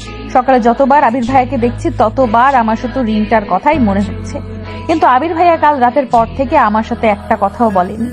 হিমাও মুখটা পেঁচার মতো করে রেখেছে। হিমা আর আবির ভাইয়া যে কাল থেকে কথা বলেনি তা তাদের মুখ দেখে বোঝা যাচ্ছে। আবির ভাইয়া যে হিমাকে বকা দেয়নি এটাই আমার কাছে অনেক। নিশি আপুর মুখে রাতে আবির ভাইয়ার অনেক গল্প শুনেছি, যদিও নিশি আপুর চেয়ে আবির ভাইয়াকে আমি বেশি দিন ধরে চিনি, কিন্তু তাদের ভার্সিটির গল্প শুনতে ভালোই লাগছিল। আজ নিশি আপুর বিয়েতে আমি আর হিমা বেগুনি রঙের একটা ড্রেস পরেছি। আমরা থাকিও জমজের মতো, আবার আমাদের ড্রেসও জমজের মতো। আমার বাবা বা কাকা কেউ আমাদের একজনের জন্য কোনো কিছু কেনে না, যা কিনবে দুজনের জন্যই। ছোটবেলা থেকেই এমন, তাই কোথাও গেলে সাধারণত আমরা একই ড্রেস পরে যাই। আমি, হিমা আর নিশি আপু সবার সাথে দাঁড়িয়ে আছি। হঠাৎ সেখানে সাহিল ভাইয়ার উদয় হলো। তারপর তিনি আমাকে আর হিমাকে উদ্দেশ্য করে বলতে লাগলো, আপনারা দুইজন জমজ বোন নাকি? হ্যাঁ, যদিও চেহারায় মিল নেই, তবে দেখতে জমজের মতোই। সব জমজের চেহারায় তো আর হুবহু হয় না। দেখিয়া, উনি দেখতে কিছুটা অভিক ভাইয়ের মতো না? আমি তো প্রথমে চমকে গিয়েছিলাম। অমন হা করে তাকিয়ে থাকিস না, পরে আবার ওনার ভাব বেড়ে যাবে। তুই চিনিস নাকি ওনাকে? কই, আমাকে তো বলিসনি কিছু। আরে আমি চিনবো কি করে? কাল ফুপা বলল যে ইনি নাকি ওনার কেমন বোনের ছেলে, তাই শুনলাম আর কি। ও আচ্ছা, তাই বল। আপনারা কি আমাকে নিয়ে কিছু বলছেন? হিমা ওনার কথার উত্তর দিতে যাচ্ছিল, আমি ওকে টেনে ওখান থেকে নিয়ে আসলাম। নিশি আপু আমাদের সাথেই আসলো। তারপর হিমাকে বললাম, তুই শুধু শুধু ওনার সাথে ফালতু কথায় জড়াচ্ছিলি। উনি লোকটা মনে হয় সুবিধার নয়, বর চলে এসেছে, সবাই ওদিকে চলে গেল। নিশিরা সবাই গেলেও আমি আর নিশি আপু যেখানে দাঁড়িয়েছিলাম ওখানেই রইলাম। বেশি লোকজনের মধ্যে যেতে আমার ভালো লাগে না। নিশি আপুরও হয়তো ভালো লাগে না, কিন্তু তার জিজ্ঞেস করা হলো না। আজ রাতে নিশি আপু হিমার কাছেই ছিল। কাল চলে যাবে জন্য হিমা জোরাজোরি করছিল ওর কাছে থাকার জন্য। নিশি আপুর আজও ইচ্ছে ছিল আমার কাছে থাকার, হয়তো আরো গল্প করতে চেয়েছিল, কিন্তু তা আর হলো না। অনেক চেষ্টা করেও আজ আর আবির ভাইয়ার সাথে কথা বলতে পারলাম না। ভাইয়া অনেক ব্যস্ত ছিল সারাদিন। ফুপুর ছেলে না থাকায় আবির ভাইয়া মিশির অন্য কাজিনদের সাথে অনেক সাহায্য করেছে। তাহলে সাহিল ভাইয়ার সাথে যে আবির ভাইয়ার সম্পর্ক ভালো হয়নি তা দুজনকে একসাথে একবার দেখেই বোঝা গিয়েছে। আবির ভাইয়া আর নিশি আপু চলে যাচ্ছে জন্য আমার আর হিমার মন কিছুটা খারাপ। এই দুদিনেই অনেকটা আপন হয়ে গিয়েছিল নিশি আপু, কিন্তু বিদায় তো দিতেই হবে। আবির ভাইয়াকে আমি প্রাণ ভরে দেখে নিলাম যাওয়ার সময়। কে জানে আবার কবে সামনে থেকে কিভাবে দেখতে পাবো। আবির ভাইয়ার সাথে আগের মতো কথা হলেও আমি সব সময় এই আশায় থাকি যে হয়তো আজই আবির ভাইয়া আমাকে তার মনের কথাটা জানাবে, কিন্তু না, সেই সময়টা যেন আবির ভাইয়ার আর হয়ে ওঠে না। কথা বললে শুরুতেই বলবে ভালো করে পড়াশোনা করবি। আরে ভাই, পড়াশোনা ছাড়া কি মানুষের জীবনের কিছু থাকতে পারে না? সেই জন্য রাগ করে পরীক্ষার মধ্যে আবির ভাইয়ার সাথে আর কথাই বলিনি, কল করলেও ধরিনি। পড়াশোনার কথা শোনার জন্য আমি তার সাথে কথা বলবো? আজ আমার এসএসসি পরীক্ষা শেষ হলো। আজ ভেবে রেখেছি যে আবির ভাইয়ের সাথে অনেকক্ষণ কথা বলবো, কিন্তু আবির ভাইকে কল করার পর কল রিসিভ করেই বলল, আজ তো পরীক্ষা শেষ, তোর তো মজা। আমার সেকেন্ড ইয়ার ফাইনাল পরীক্ষা, আমার প্যারা শুরু। তা পরীক্ষা কেমন দিলি? অনেক ভালো হয়েছে। ভালো না চাই, রেজাল্টেই জানা যাবে। হিমাও তো বললো ভালো হয়েছে, তোদের ভালো কোনো বিশ্বাস নেই? কেন, শুধু কি আপনারাই ভালো রেজাল্ট করতে পারেন, আমরা পারি না? যত সব কথাই চিড়ে ভেজে না, রেজাল্ট দিলেই দেখা যাবে। আচ্ছা এখন রাখি, আমি একটু বাইরে আছি, পরে কথা হবে বলেই কলটা কেটে দিল। রাগে আমার গা জ্বালা করছে। একে তো অপমান করলো, তার উপর আবার মুখের উপরে কল কেটে দিল। পছন্দ করি বলি কি তার 7 খুন মাফ করবো নাকি? আমিও আর কল করব না। বিকেলে আমি আর হিমা অনেকদিন পর হাঁটতে বেরিয়েছি। এমন সময় মা কল করে তাড়াতাড়ি বাড়ি যেতে বলল। আমি আর হিমা প্রায় দৌড়ে বাড়ি চলে গেলাম। তারপর মা বলল, পরীক্ষা শেষ হয়েছে আর দুজনের পাড়া বেড়ানো আবার শুরু হয়ে গেছে। এখন থেকে দুজনে বাড়িতেই থাকবে, দরকার ছাড়া কোথাও যাবে না। কি হয়েছে চাচি? আমাদের পরীক্ষা শেষ, এখনো তো শুধু ঘুরেই বেড়াবো। তোমার বড় কাকার নির্দেশ, তোমরা এখন বড় হয়েছো, কোথাও যাওয়া যাবে না। তিনি নাকি তোমাদের রাস্তার মাঝে দাঁড়িয়ে হাসতে দেখেছে। বড় কাকার কথা শুনে আমি আর হিমা দুজনেই চুপ হয়ে গেলাম। কারণ বড় কাকাকে শুধু আমি আর হিমা নয়, বাড়ির সবাই ভীষণ ভয় পায়। বড় কাকার কথাই এই বাড়িতে শেষ কথা। তার মুখের উপরে কথা বলার সাহস কারণ নেই। আবির ভাইয়ার পরীক্ষা শেষের দিকে, পরীক্ষা শেষ করেই বাড়ি আসবে। আমার কি যে আনন্দ হচ্ছে তা বলে বোঝাতে পারবো না। আমি বসে বসে ফোন দেখছি। হিমা ওর মামার বাড়ি বেড়াতে গেছে। এমন সময় বাবা চিন্তিত মুখে আমার ঘরে এসে বললেন, হিয়া মা, তোকে কাল দেখতে আসবে, তৈরি হয়ে থাকিস। দেখতে আসবে মানেটা কি বাবা? তোমরা কি আমাকে আর পড়াতে চাও না? তুমি বলেছিলে রেজাল্ট দেবার পর আমি কোথাও চান্স না পেলে আমাকে বিয়ে দেবে। আমি সেটা মেনে নিয়েছি। কোচিং করতে যেতে দিলে না, সেটাও মেনে নিয়েছি। কিন্তু এখন হুট করে দেখতে আসবে, এসবের মানে কি? তোর বড় কাকা ছেলে দেখেছে, আমি তো মানা করেছিলাম, কিন্তু বড় ভাই বলল যে আমি এসব কিছুই জানি না, আমি এখনই বিয়ে করব না, ব্যাস। দেখতে আসলে তো আর বিয়ে হয়ে যাবে না, এমন করিস না মা, তোর বড় কাকার মান সম্মান আছে না। অবশেষে বাবার অনুরোধে আমি রাজি হয়ে গেলাম। পরের দিন মা আমাকে পুতুলের মতো সাজিয়ে পাত্রপক্ষের সামনে বসিয়ে দিল। পাত্রপক্ষ আমাকে খুঁটিয়ে খুঁটিয়ে দেখলো, সে অব্দিও ঠিক আছে, কিন্তু হঠাৎ ছেলের মা বলে উঠল, দেখা দেখি তো অনেক হলো, জানারও তো আর কিছু নেই, আমরাই তো। দেখি মা, তোমার বাম হাতটা দাও তো। শেষের কথাগুলো আমাকে উদ্দেশ্য করে বলল। আমি ওনার কথার কোনো মানে না বুঝতে পেরে সবার সামনে বাধ্য মেয়ের মতো হাতটা বাড়িয়ে দিতেই ছেলেটা আমার হাতের মধ্যে আংটি পরিয়ে দিল। আমার আঙুলে আংটি পড়তেই আমি রাগী চোখে বাবার দিকে তাকালাম। বাবা চোখ নামিয়ে নিল। আমি ওখান থেকে চলে আসার জন্য পা বাড়িয়েছি। তখন বড় বাবা বলে উঠলেন, ওখানে বসো। আমি ওনাদের সামনে সোফার উপর বসে পড়লাম। আমার মাথাটা যেন ঝিমঝিম করছে, পুরো পৃথিবীটা মনে হচ্ছে ঘুরছে। নিজের অনিচ্ছা সত্ত্বেও আমি ওখানে বসে রইলাম। ওনারা চলে যেতেই আমি রাগে চেঁচিয়ে উঠলাম, বাবা তুমি এখনো চুপ করে আছো? কি বলেছিলে তুমি? আর এখন কি হলো? আমি আংটিটা হাত থেকে খুলতে যাচ্ছিলাম, মা আমাকে বাধা দিয়ে বলল, এসব কি ধরনের ছেলে মানুষই? এই আংটি হাত থেকে একদম খুলবি না। এত ভালো ছেলে সারা গ্রাম খুঁজেও একটাও পাবি? তোর বাবা যা করেছে তোর ভালোর জন্যই করেছে। মা আমি এই বিয়ে করতে পারবো না। মা বাবার সামনে থেকে আমাকে নিয়ে এলো, তারপর বলল, পাগল হয়ে গেছিস? তোর বড় কাকা শুনলে কি বলবে? মেয়ে মুখে মুখে তর্ক করছে। আমি এই বিয়ে করতে পারবো না, ব্যাস। কেন? বিয়ে করতে সমস্যা কি? আজ হোক আর কাল হোক বিয়ে তো করতেই হবে। আর একটা কথাও বলবি না। আমি একজনকে পছন্দ করি, আমি এ ছেলে কেন অন্য কাউকে বিয়ে করতে পারবো না তাকে ছাড়া। আমার কথাটা শেষ হতে না হতেই বাবা আমার রুমে এসে আমাকে একটা থাপ্পড় দিলেন। আমি কল্পনাও করতে পারিনি যে বাবা আমার গায়ে হাত তুলতে পারে। আমি হা করে বাবার মুখের দিকে তাকিয়ে আছি, চোখের পানিগুলো কোনো বাধা মানছে না। বাবা রেগে গিয়ে মাকে উদ্দেশ্য করে বলল, তোমার মেয়েকে বোঝাও একটু, ওনারা আংটি পরিয়ে দিয়েছে, এখন এসব বলে লাভ নেই। আমি ওনাদের কথা দিয়েছি 2 দিন পর বিয়ে। ছেলে 1 সপ্তাহ ছুটি নিয়ে এসেছে, এখন কোনো অনুষ্ঠান হবে না, শুধু রেজিস্ট্রি করে রাখা হবে। ওরা আজকেই করতে চেয়েছিল, কিন্তু আমি 2 দিনের সময় নিয়েছি। আমার একমাত্র মেয়ের বিয়ে একটু অ্যারেঞ্জ ম্যারেজ না করলে হয়? বাবার মুখে কথাগুলো শুনে আমি থপ করে বিছানার উপর বসে পড়লাম। কোনো কিছু বলার শক্তিটুকু হারিয়ে ফেলেছি। বাবা এভাবে আমার বিয়ে ঠিক করে ফেলবে আমি কল্পনাও করতে পারিনি। বেশি বাড়াবাড়ি করলে কালকে আমি বিয়ের ব্যবস্থা করছি। কথাগুলো বলেই বাবা আমার রুম থেকে বের হয়ে গেলেন। মা আমাকে বুঝিয়ে সুঝিয়ে চলে গেল। আমি পাথরের মতো অনড় হয়ে ওখানেই বসে রইলাম। রাতে খাওয়া দাওয়া না করেই শুয়ে রইলাম। মা কয়েকবার খাওয়ার জন্য ডাকলেও বাবা একটা কথাও বললেন না, নিজে খেয়ে দিয়ে চুপচাপ শুয়ে পড়লো। বাবা তো কখনো এমন করে না আমার সাথে, তাহলে আজ কেন এমন করছে? হিমাও নেই যে ওর সাথে একটু গল্প করব। আমার বিয়ে ঠিক হয়েছে শুনে কালকেই চলে আসবে বললো। আমি আংটিটা খুলে টেবিলের উপর রেখে আবির ভাইকে কল করে সবটা বলতেই আবির ভাইয়া বলল, ছোট কাকা এমনটা করতে পারে না, এভাবে তোর বিয়ে দিতে পারে না। আমার পরশু সেন্ট্রাল ভাইবা আছে, ওটা শেষ হলেই আমি বাড়ি চলে আসছি। তুই চিন্তা করিস না, সব ঠিক হয়ে যাবে। কিছুই ঠিক হবে না। পরশু এসে আমার বিয়ে দেখতে চান? আবির ভাইয়া আজ একটা কথা সত্যি করে বলুন তো, আপনি কি সত্যি চান যে আমার বিয়ে হয়ে যাক অন্য কারোর সাথে? এসব তুই কি বলছিস শিয়া? আর আমার চাওয়া না চাওয়ার কি কোনো মূল্য আছে তোর কাছে? তুই তো বলছিস এখন বিয়ে করবি না। কেন বলছি সেটা মনে হয় জানেন না। কেন? এখনো চুপ করে থাকবেন?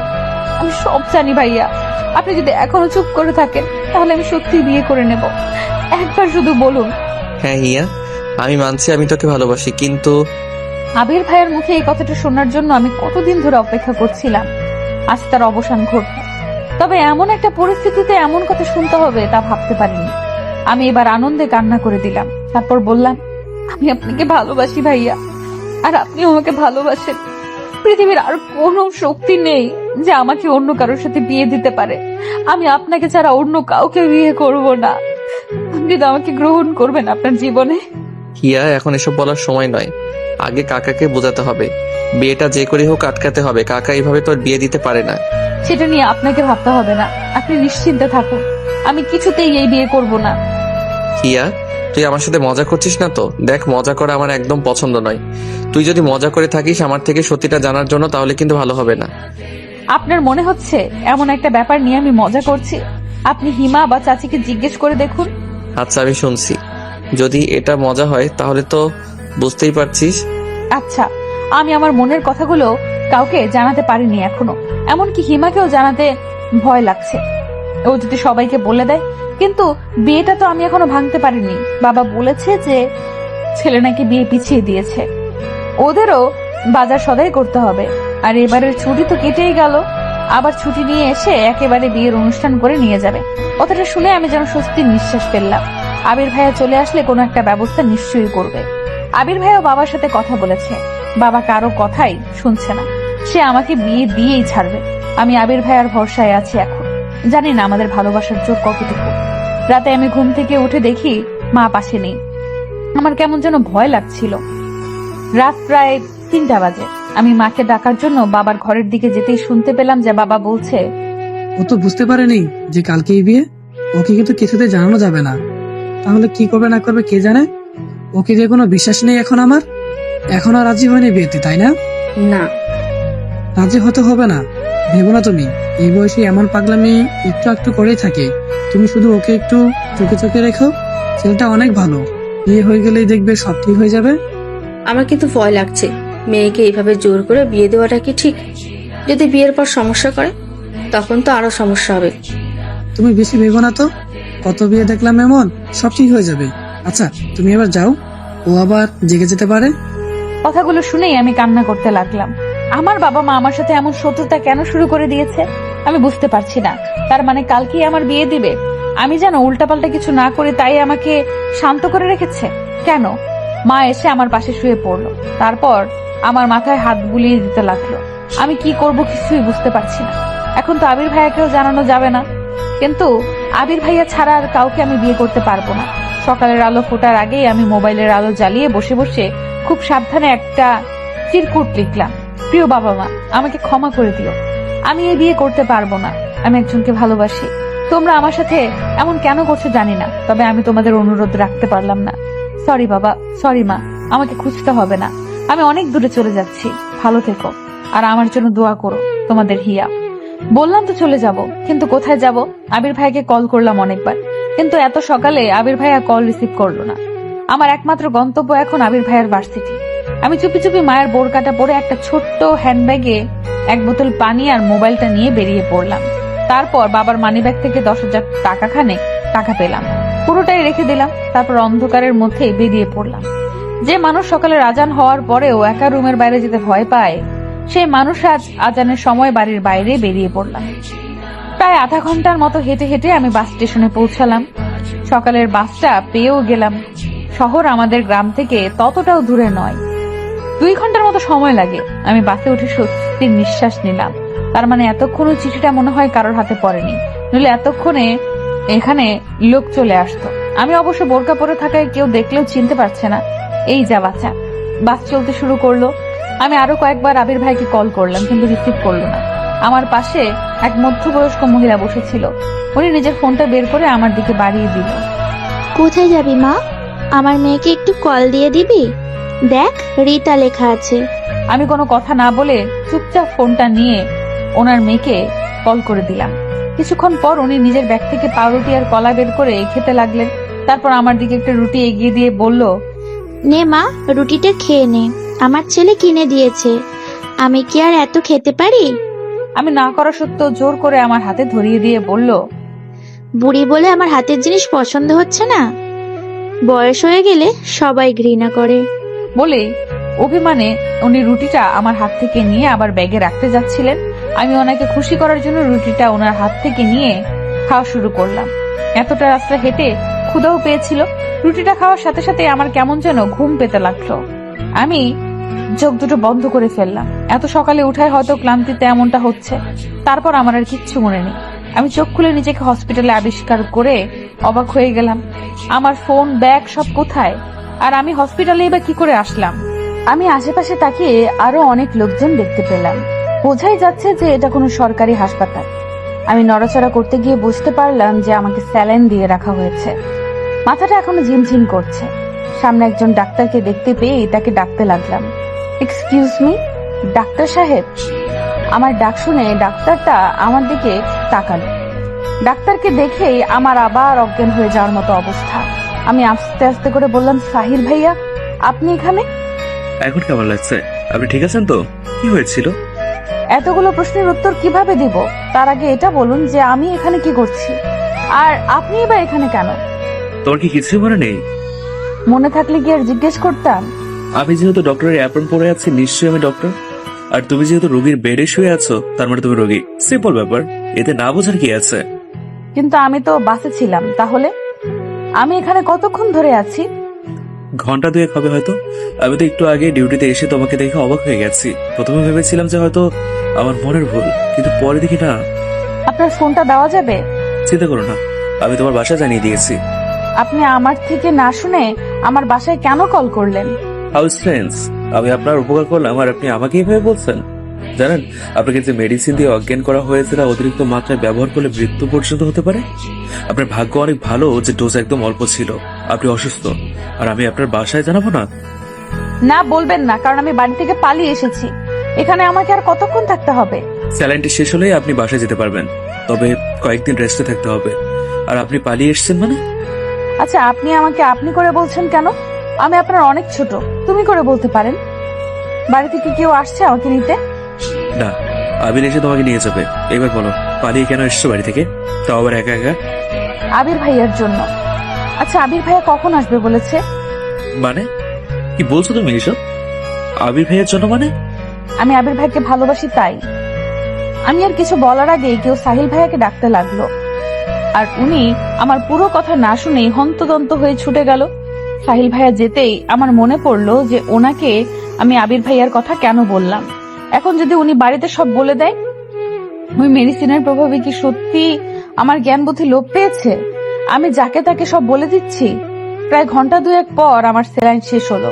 একজন নার্স এসে স্যালাইনের সুচটা খুলে দিল। এরই মধ্যে সাহিল ভাইয়া আর একবারও আসেনি, হয়তো ব্যস্ত আছে। কিন্তু আবির ভাইয়াও এখন আসছে না কেন? আমার খুব চিন্তা হচ্ছে। একজনের কাছ থেকে সময় জানতে পারলাম যে প্রায় 3টা বেজে গেছে। আমি একটা বিষয়ে অবাক হচ্ছি, আমি হাসপাতালে অথচ আমার বাড়ির কেউ আসলো না। আবির ভাইয়া কখন আমায় নিয়ে যাবে সেই আশায় আছে। আমাকে নিয়ে কারোর কোনো মাথা ব্যথা নেই। পরক্ষণে মনে হলো যে আজ আমার বিয়ে হওয়ার কথা ছিল, আর সেখান থেকে আমি পালিয়ে এসেছি।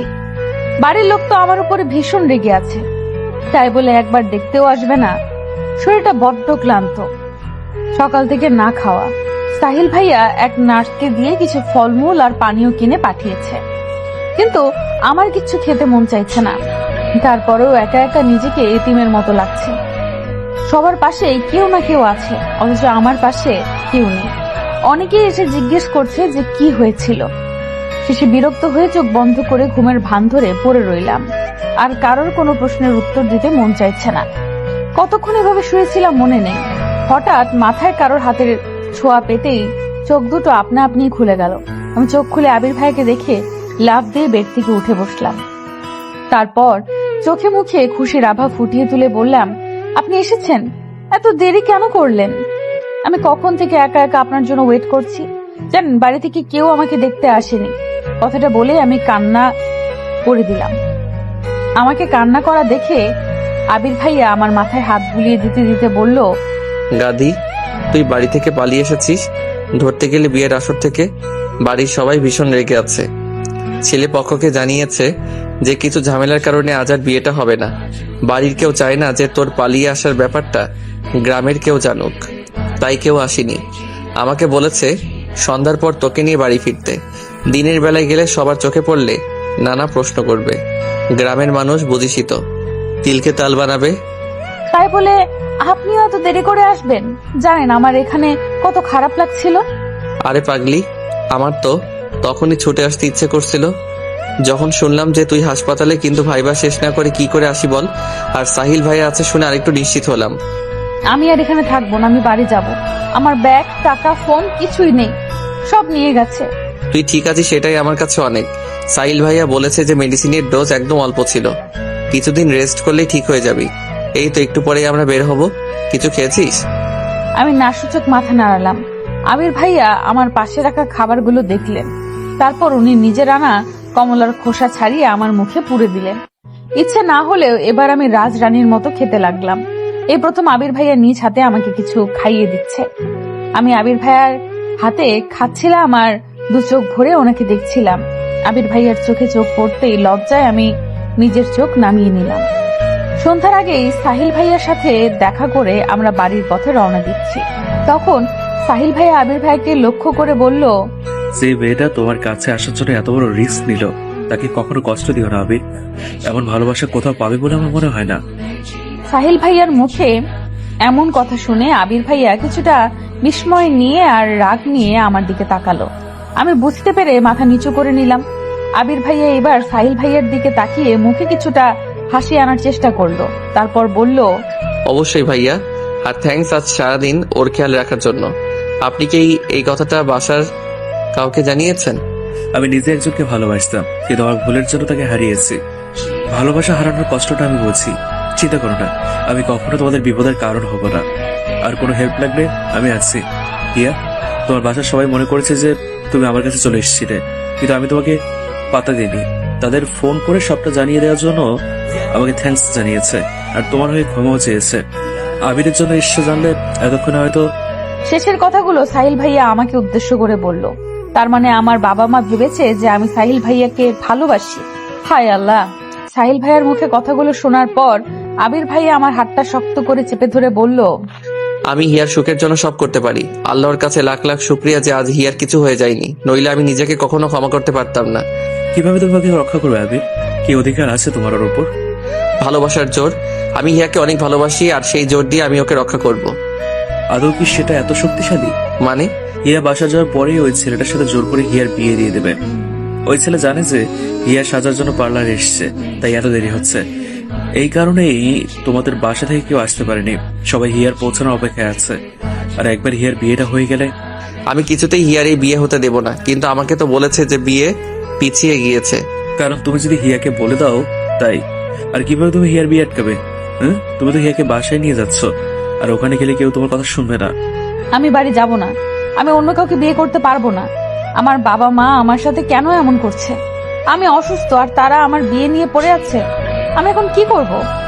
একটাই রাস্তা আছে, যদিও তো অনেক রিস্কি, কিন্তু এছাড়া আর কোনো উপায় নেই এই বিয়ে আটকানোর। কি সেটা?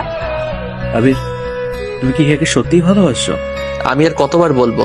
হ্যাঁ, আমি হিয়াকে ভালোবাসি, ভীষণ ভালোবাসি। কেন? হিয়াকে বিয়ে করতে পারবে? ভালোবাসি যখন বিয়ে তো অবশ্যই করব। আরে আমি সে কথা বলিনি। তুমি কি এখন হিয়াকে বিয়ে করতে পারবে? আমি হিয়াকে এভাবে পেতে চাই না। আমার পরিবারের সবাইকে কষ্ট দিয়ে আমরা কি সুখী হতে পারবো? সবার সম্মতিতে আমি হিয়াকে নিজের করে পেতে চাই। আর এখন আমার নিজেরই কোনো ঠিক ঠিকানা নেই, হিয়াকে ভালো রাখবো কি করে? কিন্তু তোমার পরিবার যদি সেটা না চায়, তারা যদি তোমাদের বিয়েতে রাজি না হয়, অথবা তুমি প্রতিষ্ঠিত হওয়ার আগেই যদি হিয়া অন্য কারো হয়ে যায়, তখনও কি তুমি তোমার পরিবারের সম্মতির আশাতে থাকবে, নাকি দাঁড়িয়ে থেকে হিয়াকে অন্যের হাতে তুলে দেবে? কোনটা? আপনি নেগেটিভ কেন ভাবছেন? পজিটিভ ভাবুন। আমি আর হিয়া যদি দুজন দুজনকে পছন্দ করি, তাহলে তারা মেনে কেন নিবে না? আমরা তো বিয়ে করতে চাইছি, কোনো পাপ কাজ তো নয়। আর আমাদের চাওয়ার মধ্যে কোনো কলুষতা বা অপবিত্রতা নেই, তাহলে কেন তারা আমাদের ভালো চাইবে না? আমার বিশ্বাস আছে যে আমার পরিবার অবশ্যই আমার আর হিয়ার ভালোবাসাটা মেনে নিবে। আর যদি না নেয়? দেখুন, আমি হাসপাতালের মধ্যে আছি বলে কিছু বলছি না, আমাকে রাগাবেন না। আপনি বারবার একই ভুল কেন আওড়াচ্ছেন? কারণ তোমার মতো ভুল বিশ্বাস আমারও ছিল আবির। আমিও ভেবেছিলাম যে পরিবারের মানুষ আমাদের এত ভালোবাসে, তাহলে আমাদের সুখের কথা ভেবে অবশ্যই আমাদের কথাই শুনবে, আমাদের পছন্দ মতো আমাদের জীবন বাছাই করতে দেবে। কিন্তু বাস্তবে তা হয় না। বাস্তবতার বড় নিষ্ঠুর। একটা গল্প শুনবে? আমার যদিও ভালো লাগছে না, আর এক মুহূর্ত এখানে থাকতে ইচ্ছে হচ্ছে না, কিন্তু সাহিল ভাইয়ার কথাগুলো শুনতে কেন জানি ভালো লাগছে। ওনার গল্পটা শোনার জন্য বুকটার ভেতরটা আকু পাকু করছে। প্রথম দিন ওনাকে দেখে ভেবেছিলাম যে উনি খুব হাসি খুশি একজন মানুষ, কিন্তু আজ ওনার কথাগুলো শুনে মনে হচ্ছে যে এক বুক কষ্ট নিয়ে উনি মুখে হাসির প্রলেপ দিয়ে থাকেন। আবির ভাইয়া ভাবছিল কি বলবে না বলবে। আমি শরীরের সবটুকু শক্তি দিয়ে জোর করে বলে উঠলাম, আমি শুনবো।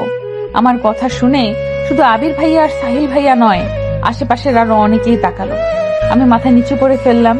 সাহিল ভাইয়া আমাদের উদ্দেশ্য করে বলল, আমার রুমে চলো, ওখানে গিয়ে বসে শুনবে। আবির ভাইয়া আমার দিকে রাগি চোখে তাকালো। আমি আবির ভাইয়ার থেকে চোখ নামিয়ে নিয়ে সাহিল ভাইয়ার পেছনে যেতে লাগলাম। সাহিল ভাই আবির ভাইয়ার দিকে তাকিয়ে মুচকি একটা হাসি দিল, কিচ্ছু বলল না। আবির ভাইয়াও উপায় না দেখে চুপচাপ আমাদের সাথে গেল। সাহিল ভাইয়ার রুমে বসার পর উনি ওনার গল্প বলা শুরু করলেন। অনেক বছর আগের কথা, আমি সবে কলেজে ভর্তি হয়েছি। সেখানে পরিচয় হয় আমাদের কলেজের ম্যাথ স্যারের মেয়ে অরুণিতার সাথে। আস্তে আস্তে পরিচয়, ভালো লাগা, তারপর কখন যে দুজন দুজনকে ভালোবেসে ফেলি তা আমরা কেউই বুঝতে পারিনি। আমরা যেহেতু ক্লাসমেট ছিলাম তাই ফ্রেন্ড হিসেবে মেলামেশা করতাম। আমি ওকে অরু বলে ডাকতাম আর ও আমাকে সাহি বলে ডাকতো। আমাদের ভালোবাসাটা ছিল বোবা ভালোবাসা, মানে কেউ কাউকে সরাসরি বলিনি যে ভালোবাসি, তবে দুজনেই দুজনকে ভালোবাসতাম তা বুঝতে পারতাম। আর এটা যে শুধু আমরা বুঝতে পারতাম তা নয়, কলেজের সবাই একসময় জেনে যায় যে আমি অরুকে ভালোবাসি। সবাই জানলেও ক্ষতি ছিল না, কিন্তু অরুর বাবা জানতে পেরে ভীষণ রেগে যান। উনি একজন শিক্ষক মানুষ, আর ওনার মেয়ে কিনা একটা ছেলের সাথে প্রেম করে বেড়াচ্ছেন। হ্যাঁ, উনি ব্যাপারটা কিছুতেই মেনে নিতে পারেননি। আমাদের এইচএসসি পরীক্ষার আগেই ওর কলেজে আসা বন্ধ করে দেয়। আবার তো পড়াশোনা, নাওয়া খাওয়া সব যেন বন্ধ হয়ে যায়। ওর সাথে সব রকমের যোগাযোগ বন্ধ হয়ে যায়। ওর চিন্তায় চিন্তায় আমিও অসুস্থ হয়ে পড়ি। ওর বাবাকে অনেক অনুরোধ করি ওর সাথে একবার দেখা করার জন্য, কিন্তু উনি আমাকে পরীক্ষা দিতে দেবেন না বলে হুমকি দেয়। আমার বাবাকে ডেকে অপমান করে। বাবা আমাকে বকা দিতে চাইলেও পারে না, কারণ তখন আমার অবস্থা এমনিতেই খারাপ। আরো শুনবে আবির? তোমাকে বলছি, পুরোটা শুনবে কি? না শুনতে চাইলে জোর করবো না। তারপর বলুন, শুনছি তো। আর কি ওর আপুর সাথে আপনার দেখা হয়নি? ওনার কি বিয়ে হয়ে গেছে? বিয়ে হয়ে গেল তো একটা সান্ত্বনা থাকতো যে ও এখনো বেঁচে আছে। এই কথাটা শুনেই আমার বুকের ভেতরটা যেন শূন্যতায় ভরে গেল। আমি সাহিল ভাইয়ের দিকে করুণ চোখে তাকিয়ে বললাম, ওরু আপু কি বেঁচে নেই?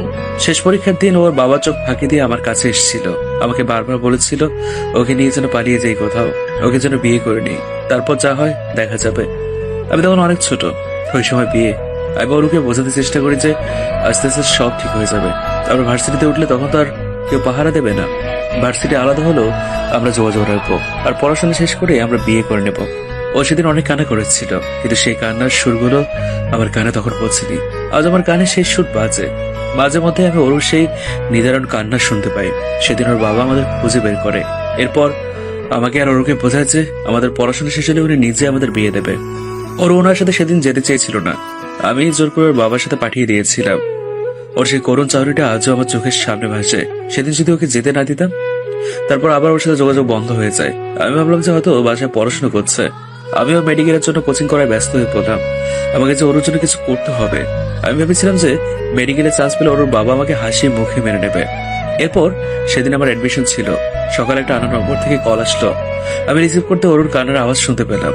ওর কান্না করে বলেছিল যে ওর বাবা নাকি ওর বিয়ে ঠিক করে ফেলেছে। সেদিন ওর বিয়ে ছিল। অনেক কষ্টে একজনের ফোন থেকে লুকিয়ে আমাকে ফোন করেছিল। আমি বলেছিলাম যে পরীক্ষাটা দিয়েই আমি ওর বাসায় যাব, ওর বাবার সাথে কথা বলবো। অনেক কান্না করেছিল সেদিনও। আর আমি অ্যাডমিশন নিয়ে ব্যস্ত ছিলাম। আমরা কত স্বার্থপর। সেইটুকুই ছিল ওর সাথে আমার শেষ কথা। ওর সেদিন আমার জন্য অনেকক্ষণ অপেক্ষা করেছিল। আমিও গিয়েছিলাম, তবে দেরি করে। ওরও আমার অপেক্ষায় থেকে থেকে যখন ওর বিয়ের জন্য কবুল পড়াতে আসে, ঠিক তখনই নিজের কাছে থাকা মারাত্মক একটা বিষ ঠকঠক করে পার করে নেয়। সবার সামনে নতুন বধূ বেশে ওর ঢলে পড়ে মৃত্যুর করে। কেউ জানে না যে সেই বিষও কোথায় পেয়েছিল। হসপিটালে নিয়েও লাভ হয়নি। আপনি গিয়ে কি ওনার লাশ দেখতে পেয়েছিলেন? হ্যাঁ, আমি ওর বাসা থেকে সোজা হসপিটালে চলে যাই, আর সেখানে আমার ওরুকে বউ সাজে প্রাণ ভরে দেখেনি। শেষ দেখা। আচ্ছা আবির, আর যদি হিয়ার কিছু হয়ে যেত, তুমি নিজে খবর করতে পারতে। এবার বলো। আমি হিয়াকে বিয়ে করতে চাই, আপনি সাহায্য করবেন? অবশ্যই, চলো আমার সাথে। আমাদের সাথে তো কোনো কাগজপত্র নেই, তাহলে? ওসব কিছুই লাগবে না, তুমি চলো আমার সাথে। তারপর উনি আমাদের ওই হসপিটালের মসজিদের সামনে দাঁড় করিয়ে ভেতরে চলে গেলেন। আমি আর আবির ভাইয়া চুপচাপ ওনার অপেক্ষা করতে লাগলাম। কয়েক মিনিট পর সাহিল ভাইয়া বাইরে এসে বললেন যে ব্যবস্থা হয়ে গেছে। তারপর আমাদের মসজিদের বারান্দার মতো একটা জায়গায় নিয়ে বসালেন। তারপর ইমাদ সাহেব আবির ভাইয়া আর আমাকে উদ্দেশ্য করে বললেন, তোমরা কি সত্যি এভাবে বিয়ে করতে চাও? কোনো কাগজপত্র নেই, শুধু ইসলামের শরীয়ত মোতাবেক কবুল পড়াতে পারবো আমি। কাগজপত্র তোমরা যে কোনো সময় নিতে পারবে। বলো রাজি? ওরা কি বলবে? আমি এখন ওদের গার্জিয়ান, আপনি বিয়ে পড়ান। আবির ভাইয়া কিছু বলতে গিয়েও বললেন না। আমিও আর কিছু বললাম না। ইমাম সাহেব আমাদের দুজনের নাম ধাম সব জিজ্ঞেস করে নিল। ইমাম সাহেব প্রথমে আমাকে, তারপর আবির ভাইকে কবুল পড়ালেন। আমার ভাবতে অবাক লাগছে যে আবির ভাইয়ের সাথে আমার বিয়ে হয়ে গেছে। মনে হচ্ছে যেন সব স্বপ্ন। সাহিল ভাইয়ার মুখে অফুরন্ত হাসির রেখা ফুটে উঠল। আমি আর আবির ভাইয়া সাহিল ভাইয়াকে বিদায় জানিয়ে বাড়ির উদ্দেশ্যে রওনা হলাম। সন্ধ্যা হয়ে গেছে, রাস্তাঘাট অন্ধকার হতে শুরু করেছে, সাথে আমাদের আশাগুলো। জানি না বাড়িতে আমাদের জন্য নতুন কোনো ঝড় তুফান অপেক্ষা করছে কিনা। আমি আর আবির ভাইয়া বাসে উঠলাম। বাসে উঠেই আবির ভাইয়া বাড়িতে কল করে জানিয়ে দিল যে আমরা রওনা দিয়েছি। হালকা শীত পড়তে শুরু করেছে, আর এমনিতেও আমার শরীরটা অনেক খারাপ। বাসে উঠেই আমি সিটের সাথে হেলান দিয়ে বসলাম। আবির ভাইয়া আমার মাথাটা নিচের কাঁধের উপর নিয়ে বলল, বেশি খারাপ লাগলে চোখ বন্ধ করে রাখো, ভালো লাগবে। আমি চোখ দুটো বন্ধ করার সাথে সাথে ঘুম ঘুম পেতে লাগলো। কতক্ষণ কেটে গেছে জানি না। চোখ খুলে দেখি আবির ভাইয়া আমাকে জাগানোর জন্য ডাকছেন। আমি সিট থেকে উঠে ভাইয়ার সাথে বাস থেকে নেমে পড়লাম। তারপর ভাইয়া একটা রিক্সা ডাকলো। অনেকটা রাত হয়ে গেছে, রিক্সাও তেমন নেই। আমি আর আবির ভাইয়া রিক্সায় উঠে বাড়ির উদ্দেশ্যে রওনা দিলাম। ভয়ে আমার আত্মা শুকিয়ে যাচ্ছে। সকালে কাউকে না জানিয়ে চলে গিয়েছিলাম, এখন না জানি সবাই কি বলবে। সবাই নাকি আমার উপরে ভীষণ রেগে আছে। আমি ভয়ে ভয়ে আবির ভাইকে বললাম, সবাই তো এমনিতেই আমার উপরে রেগে আছে, যদি শুনে যে আমরা বিয়ে করে নিয়েছি তাহলে তো আরো রাগারাগি করবে, আপনাকে অনেক বকাবকি করবে। আরে পাগল, আমরা কি গিয়েই বলবো নাকি যে আমরা বিয়ে করে নিয়েছি?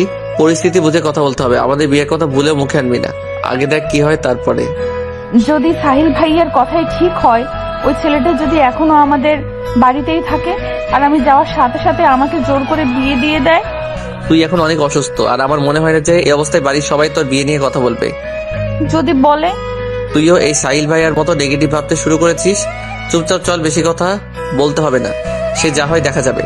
রিক্সা থেকে নামতেই দেখতে পেলাম যে হিমা আর আমার মা গেটের সামনে দাঁড়িয়ে আছে।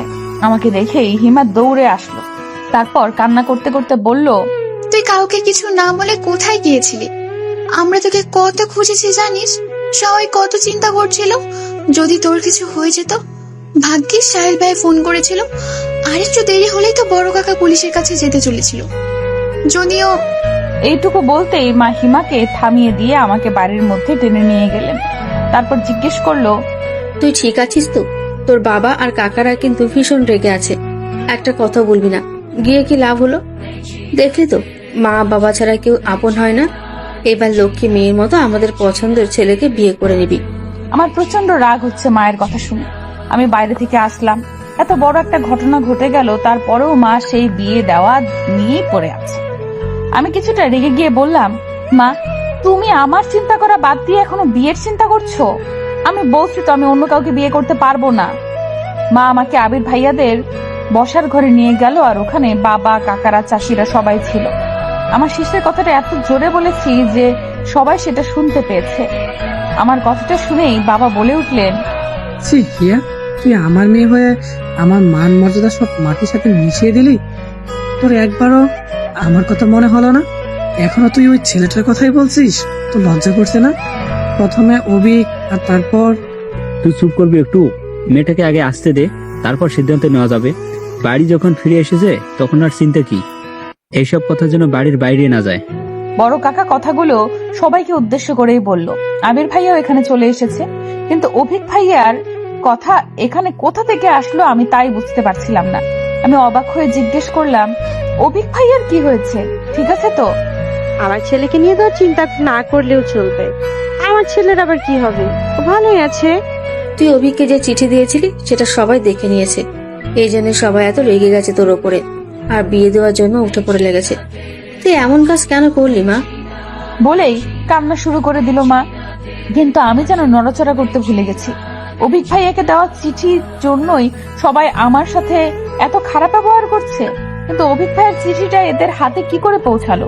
অভিক ভাইয়াকে দিয়েছিল নাকি বাড়িতে রেখে গিয়েছিল সেটা দেখেই, কিন্তু এরা জানবে কি করে যে চিঠিটা আমি লিখেছি? তাহলে কি হিমা নিজের বাঁচার জন্য? এইটুকু ভাবতে আমার পুরো পৃথিবী শূন্য হয়ে গেল। আমি কি করব আর কি বলবো বুঝে উঠতে পারছিলাম না। বুঝে উঠতে না পেরে সোফার উপরে বসে পড়লাম। আবির ভাইয়া আমার পাশ থেকে মায়ের কথাগুলো শুনে ফেলে চেঁচিয়ে ওঠে, তোমরা যে চিঠির জন্য হিয়াকে ভুল বুঝছো, ওই চিঠিটা হিয়া দেয়নি, তোমরা ভুল বুঝছো। তুই যা জানিস না তা নিয়ে কেন কথা বলছিস? আর ওই মেয়ের হয়ে তুই কেন কথা বলছিস? হিমা এমন একটা কাজ করবে আমিও কখনো ভাবতে পারিনি, কিন্তু আমরা সবাই হাতের লেখা মিলিয়ে দেখেছি ওটা হিয়ার লেখার চিঠি। নিজের চাচাতো ভাইকে ওভাবে কেউ চিঠি লেগেছে? আমার সম্পর্কে সবার এত খারাপ ধারণা দেখে আমার মরে যেতে ইচ্ছে হচ্ছে। হিমার একটা ভুল আজ আমাকে এখানে এনে দাঁড় করিয়েছে। যারা আমাকে এত ভালোবাসতো তারা আমাকে ভুল বুঝছে। মা ওটা হিয়াই লিখেছিল, তবে অন্য একটা মেয়ের জন্য। ওই মেয়েটাই ওকে বলেছিল চিঠিটা লিখে দিতে। তোমরা অবিক ভাইয়াকে জিজ্ঞেস করনি? অবিক ভাইয়া তো জানে সব, ওই চিঠিটা কে দিয়েছিল। ভাইয়াকে জিজ্ঞেস করলি তো সব সত্যিটা জানা যাবে। আবির, তুই এর মধ্যে নাক কেন গলাচ্ছিস? তুই কি করে জানিস চিঠির কথা? তোদেরকে তো বলিনি কিছু।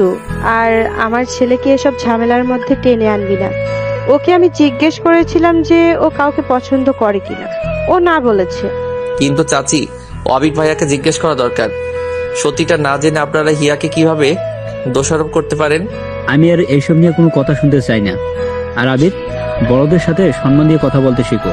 বেয়াদবি কোথা থেকে শিখছো? সবাই যে যা রুমে চলে যাও, কাল সকালে হিয়ার বিয়ে। এই নিয়ে আমি আর কোনো কথা শুনতে চাই না। এই মেয়েকে যত ঘরে রাখা যাবে তত খারাপ। আরো ছেলে মেয়ে আছে, তাদেরকে তো বিয়ে দিতে হবে। যার এই বিয়ে পছন্দ হবে না, সে কালকের জন্য বাড়ি থেকে চলে যেতে পারো। শেষের কথাগুলো কাকা আবির ভাইকে উদ্দেশ্য করে বলল। আমি বারবার হিমার দিকে তাকাচ্ছি। ভয়ে হিমার মুখ হলুদ হয়ে গেছে। ও ভয়ে আছে যে সবাই যখন জানতে পারবে যে চিঠিটা ওই দিয়েছিল তখন কি হবে। আমার সাথে সাথে ওর জীবনটাও শেষ হয়ে যাবে। বড় কাকার কথাগুলো শুনে সবাই রুম থেকে বের হয়ে যাচ্ছিল। তখন আবির ভাইয়া বলে উঠল, হিয়াকে যদি তোমরা বিয়ে দিতেই চাও তবে আমার সাথেই দাও। কথাটা বলার সাথে সাথেই মেছু কাকা আবির ভাইয়ের গালে একটা থাপ্পড় বসিয়ে দিলেন। আমরা সবাই অবাক হয়ে গেছি। চাচিও এগিয়ে গিয়ে বললেন, কেন এই মেয়েকে তুই কেন বিয়ে করবি? দেশে কি মেয়ের অভাব পড়েছে? আমার ছেলের জন্য এরকম একটা মেয়েকে বেছে নেব? সবার কথাগুলো আমার অন্তরে ঝাঁঝরা করে তুলছিল। কষ্টে আমার বুক ফেটে যাচ্ছিল। আমার মা আমার পাশে দাঁড়িয়ে কান্না করছে, বাবা মাথা নিচু করে দাঁড়িয়ে আছে। আমার জন্য আমার বাবা মায়ের কষ্টটা আমি কিছুতেই সহ্য করতে পারছি না। ভালোবাসা পাওয়া কি এতটাই কষ্টের? আমার নিজের ব্যবহারে নিজেরই ঘৃণা হচ্ছে। আমি সকালে ওইভাবে না গেলে হয়তো সবাই আমাকে আর আমার মা বাবাকে এত অপমান করতো না। এরা নিজের মানুষ হয়েই এমন ব্যবহার কি করে করতে পারছে? মা আমাকে টেনে বের হয়ে আসলেন, বাবাও মাথা নিচু করে চলে আসলেন। বড় চাচা আবির ভাইকে বলতে লাগলো, বড় হয়েছে ঠিকই, কিন্তু কোথায় কি বলতে হয় তা শেখুনি। কোন সাহসে তুমি একটু বিয়ে করতে চাও? ওই মেয়েকে কিছুতেই আমি আমার ছেলের বউ হিসেবে মেনে নিব না। প্রথমে অভিক, তারপর ওই ছেলেটা কি জানো না, সাহিল। ওদেরকে পটাতে পারেনি আর এখন আমার ছেলের পিছে পড়েছে। আমি ওখানেই দাঁড়িয়ে পড়েছি আবির ভাইয়ের উত্তর শোনার জন্য। মা আমাকে টানছে চলে যাওয়ার জন্য। বাবা ঘরে চলে গেছে।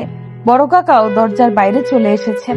তখন আবির ভাইয়া বলে উঠল, আমি হিয়াকে বিয়ে করে নিয়েছি। আবির ভাইয়ার মুখে এরকম কথা শুনে সবাই পাথরের মতো নিশ্চুপ হয়ে গেল। বড় কাকাও থেমে গেছে। মা আমার হাতটা ছেড়ে দিল। কেউ যেন বুঝতে পারছে না যে আবির ভাইয়া আসলে কি বলছে। আবির ভাইয়ার মা কান্না শুরু করে দিলেন। তারপর বললেন, আবির, তুই কি বললি? আমি হিয়াকে বিয়ে করে নিয়েছি। শুনেছ এবার? হিয়া এখন আমার স্ত্রী। দুনিয়ার আর কারো শক্তি নেই ওকে বিয়ে দেওয়ার। বিবাহিত একটা মেয়েকে আর কি বিয়ে দিবে? আর হিয়া বাড়ি থেকে আমার কাছে গিয়েছিল, সাইলের কাছে নয়। হিয়া শুধু আমাকে ভালোবাসে, অবিক ভাইয়াকে নয়। পুরো বাড়ি জুড়ে যেন মুহূর্তেই নীরবতা ছেয়ে গেল। বড় কাকা হিমাকে দিয়ে বাবাকে ডেকে পাঠালেন। সবাই আবার ওখানে বসলো। বড় কাকা আমাকে বললেন, আবির যা বলছে তা কি সত্যি? আমি একবার আবির ভাইয়ের দিকে আর একবার সবার দিকে তাকালাম। তারপর আস্তে আস্তে বললাম, হ্যাঁ, আবির ভাই ঠিকই বলেছে। বাবা এইবার আমাকে মারার জন্য উদ্যত হলে আবির ভাইয়া বাবাকে থামিয়ে দিয়ে বলল, কাকা, আপনি ওর গায়ে হাত তুলবেন না, ও এখন আমার স্ত্রী। আবির ভাইয়ের সাহস দেখে শুধু আমি না, রুমের বাকি সবাই অবাক হয়ে গেল। বাবা রেগে ফেটে পড়ছেন। তারপর বললেন, বেশ, রাখ তোর বউ তোর কাছে। আজ থেকে আমি ধরে নিলাম যে আমার মেয়ে মরে গেছে। তুই আর কখনো আমার চোখের সামনে আসবি না। আমার কোনো মেয়ে নেই, আমার একটা ছেলে আছে শুধু। বলেই রাগে ফুঁসতে ফুঁসতে বাবা মায়ের হাত ধরে টানতে টানতে নিয়ে গেল ওখান থেকে। বাকি সবাই আমাকে আর আবির ভাইয়াকে দেখছে। আবির ভাইয়ার মা মনে হচ্ছে আমাকে এক্ষুনি চিবিয়ে খাবে। চাচির এমন রূপ আমি জীবনেও দেখিনি। কি হবে এখন? আমার নিজের বাবা আমাকে মেনে নিচ্ছে না। আমার কলিজাটা ছিন্ন ভিন্ন হয়ে যাচ্ছে। আবির ভাইয়ার পরিবার কি আমায় মেনে নেবে, নাকি আমার জীবনে আসতে চলেছে একটা কালো অধ্যায় যার কোনো শেষ নেই? আমি এত বড় একটা ভুল কি করে করলাম? পুরো পরিবারটা ভেঙে গুড়িয়ে দিলাম। এখন আমি কি করব? আমার এখন কি করা উচিত? আমাকে আর আবির ভাইয়াকে রেখে এক এক করে সবাই চলে গেল।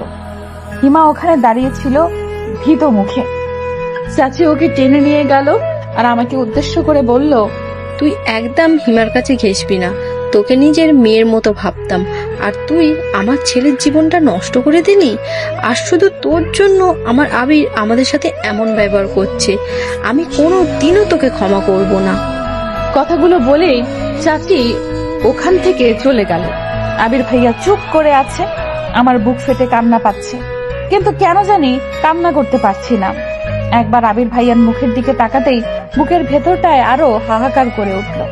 আমার জন্য আবির ভাইয়াকেও এত কথা শুনতে হচ্ছে। আমি যেন এসব আর দেখতে পারছি না। খুব ইচ্ছে হচ্ছে এখান থেকে দূরে কোথাও চলে যেতে, যেখানে এই পরিচিত মুখগুলো অচেনা রূপ থাকবে না। সবাই বের হয়ে যেতেই আমি ছুটে আমাদের ঘরের সামনে গিয়ে দরজা ধাক্কাতে লাগলাম আর শুকনো কণ্ঠে মা বাবাকে ডাকতে লাগলাম। আমাকে ওভাবে ছুটতে দেখে আবির ভাইয়াও আমার পিছু আসলো। আমি দরজা ধাক্কাচ্ছিলাম, তখন বাবা মাকে উদ্দেশ্য করে জোরে সরে বলতে লাগলো, ওই মেয়েকে আমার ঘরের সামনে থেকে চলে যেতে বলো। আমার ঘরের দরজা আজ থেকে ওর জন্য চিরদিনের জন্য বন্ধ। যে মেয়ের জন্য এত অপমান হতে হয় সেই মেয়ে আমার লাগবে না। কাল থেকে যেন ও আমার চোখের সামনে না আসে, যেখানে খুশি যাক। আর এখন তো ওর স্বামী আছে, সে এখন কোথায়? নিজের বউয়ের খেয়াল রাখছে না কেন? কথাগুলো শুনেই আবির ভাইয়া রেগে গিয়ে আমাকে টানতে টানতে তার ঘরে নিয়ে গেল। আমি নির্লিপ্ত গলায় বললাম, সবাই আমাকে এত ঘৃণা কেন করছে? আমি মারা গেলেই ভালো হতো, তাই না ভাইয়া? আমি এই কথা বলার সাথে সাথেই আবির ভাইয়া ওনার হাত দিয়ে আমার মুখ চেপে ধরলেন। তারপর একটা ধমক দিয়ে বললেন, আর একবার ওইসব আজে বাজে কথা মুখে আনবি না। তোর কিছু হয়ে গেলে আমি কি করব? আর ভাইয়া কি? হ্যাঁ, এখন থেকে আর কখনো যেন ভাইয়া না শুনি। তোর জন্য আমি নিজের মানুষগুলোর সাথে এভাবে লড়ছি, আর তুই এসব কথা বলছিস। জানি না এদের কবে বোঝাতে পারবো। এমন সময় দরজায় কেউ ধাক্কা দিচ্ছিল। আবির ভাইয়া আমাকে বিছানায় বসিয়ে রেখে দরজা খুলতেই মেজু কাকা বললেন, আজকের রাতটা থাকতে দিলাম, কাল সকালে যেন আমি ওই মেয়েটাকে আমার বাড়িতে না দেখি। আশা করি আমার কথাটা বুঝতে পেরেছিস। চাচ্ছু, আমি এখানে আমার ছেলের সাথে কথা বলছি। বাবা, ওকে নিয়ে আমি এখন কোথায় যাব? তুমি এভাবে আমাদের বের করে দিলে আমাদের রাস্তায় যাওয়া ছাড়া আর কোনো উপায় থাকবে না। প্লিজ বাবা। আমি তো তোকে কোথাও যেতে বলিনি, কিন্তু ওই মেয়েটার জন্য এই বাড়িতে কোনো জায়গা নেই। ওকে ওর বাড়িতে ফিরিয়ে দিবি। কিভাবে দিবি সেটা নিশ্চয়ই আর বলে দিতে হবে না। বাবা, আমি ওকে বিয়ে করে নিয়েছি, ও এখন থেকে আমার সাথেই থাকবে। তাহলে আমার আর কিছু করার নেই। তোর মতো অবাধ্য ছেলের আমার দরকার নেই। আর একটা কথা শুনে রাখ, এখন থেকে আমি আর তোর পড়াশোনার খরচ দিতে পারবো না। যে মানুষ বউ চালাতে পারে সে পড়ার খরচটাও জোগাতে পারবে। বলে দরজাটা খট করে ধাক্কা দিয়ে বের হয়ে গেল কাকা। আবির বিষণ্ণ মুখে আমার পাশে বসে পড়ল। আমি আর বসে থাকতে পারছিলাম না। আর সারাদিন আমার কিভাবে কেটেছে তা ভুলেই গেছিলাম। তা মনে পড়তেই মাথাটা ঝিমঝিম করতে লাগলো। আমি আবিরের বিছানায় শুয়ে কপালে হাত দিলাম। দেখি শরীরের উত্তাপে আমার হাত পুড়ে যাওয়ার মতো অবস্থা। আমি আবিরকে কিচ্ছু বললাম না। এমনিতেই বাড়িতে রাবণের চিতা জ্বলছে, তার উপর আমার এই জ্বর। কতক্ষণ কেটে গেছে জানি না। চোখ খুলতেই দেখতে পেলাম যে আবির আমার কপালে কাপড় ভিজিয়ে দিয়ে রেখেছে আর আমার পাশেই বিছানার উপরে বসে আছে। আমি চোখ খুলতেই হন্তদন্ত হয়ে বলল, এখন কেমন লাগছে? ঘুম হয়েছে কি একটু? কিছু খেয়ে ওষুধটা খেয়ে নেন। আমি মাথাটা তোলার চেষ্টা করে ব্যর্থ হলাম। আবির নিজে আমার মাথার নিচে বালিশ দিয়ে আমাকে বসিয়ে দিল। তারপর খাবারের প্লেটটা আমার সামনে এনে নিজ হাতে মাখিয়ে বলল, দেখি এবার হা কর। ভাইয়া সরি, মানে আমি বলছিলাম যে আপনি আমার মাকে একটু ডেকে দিন। আপনি ঘুমিয়ে পড়ুন, আর আমার হাত দিয়ে আমি খেতে পারবো। আর এত রাতে আপনি খাবার আর ওষুধ কোথায় পেলেন? হিমা দিয়েছে। আর দেখ হিয়া, এখন তুই অসুস্থ, একদম বেশি কথা বলবি না। তোর মা এখন ঘুমিয়ে পড়েছে, চুপচাপ খেয়ে ওষুধটা খেয়ে ঘুমিয়ে পড়। আমি আর কিছু না বলে বাধ্য মেয়ের মতো খাবারটা খেতে লাগলাম। তারপর আব্বিলকে উদ্দেশ্য করে বললাম, আপনি কি কিছু খেয়েছেন? আমাকে নিয়ে তোর চিন্তা করতে হবে না, আমার অভ্যাস আছে। আপনিও খান আমার সাথে। আপনি না খেলে আমিও আর খাবো না। হিয়া, জিদ না করে খেয়ে নে, অনেক রাত, এখন বেশি কথা বলিস না। অবশেষে আমার জিদের কাছে আবির হেরে গেল, আর ও নিজেও আমার সাথে খেয়ে নিল। তারপর আমি ওষুধ খেয়ে কখন ঘুমিয়ে পড়েছি মনে নেই। সকালের আলো ফুটেছে মাত্র। আমার শরীরটা এখন অনেকটা সুস্থ। আমি বাথরুম থেকে ফ্রেশ হয়ে এসে দেখি যে আবির ঘুমাচ্ছে। আমি ওনার মায়াবী মুখটার দিকে অপলক দৃষ্টিতে তাকিয়ে আছি। এমন সময় দরজায় ধাক্কার আওয়াজে আমি চমকে ঘুম ভাঙি।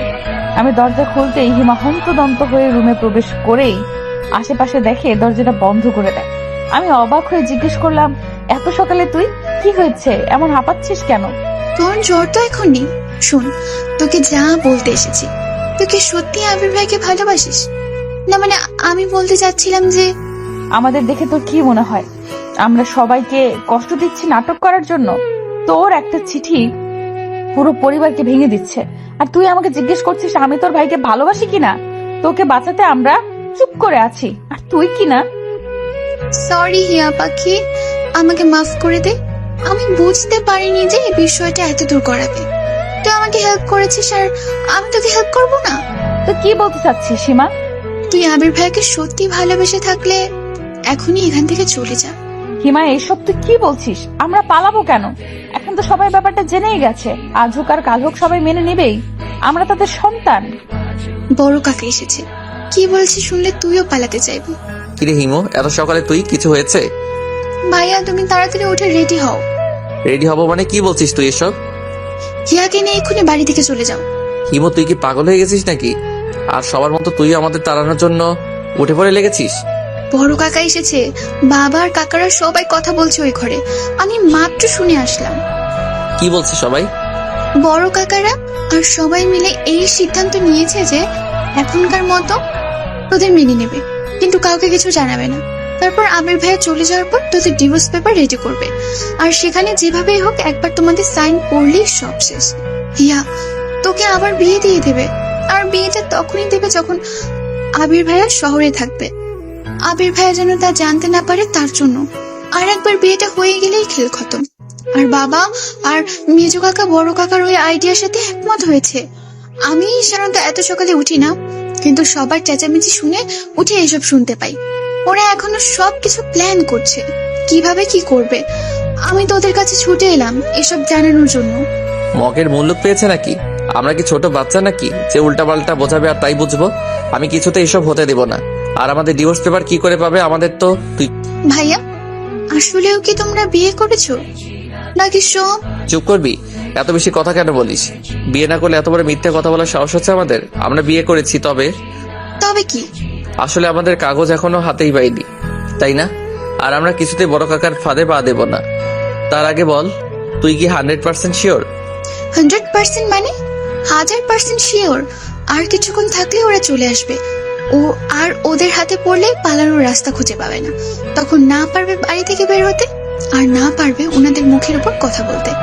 বাবা তো সকালে চলে যেতেই বলেছিল, তাই এখন যাওয়াটাই যুক্তিযুক্ত। বাড়িতে থাকলেই ঝামেলায় পড়তে হবে। পরে সব ঠিকঠাক হলে বাড়ি চলে এসো ভাইয়া। এখন তুমি হিয়াকে নিয়ে বেরিয়ে পড়ো। কি যাবে?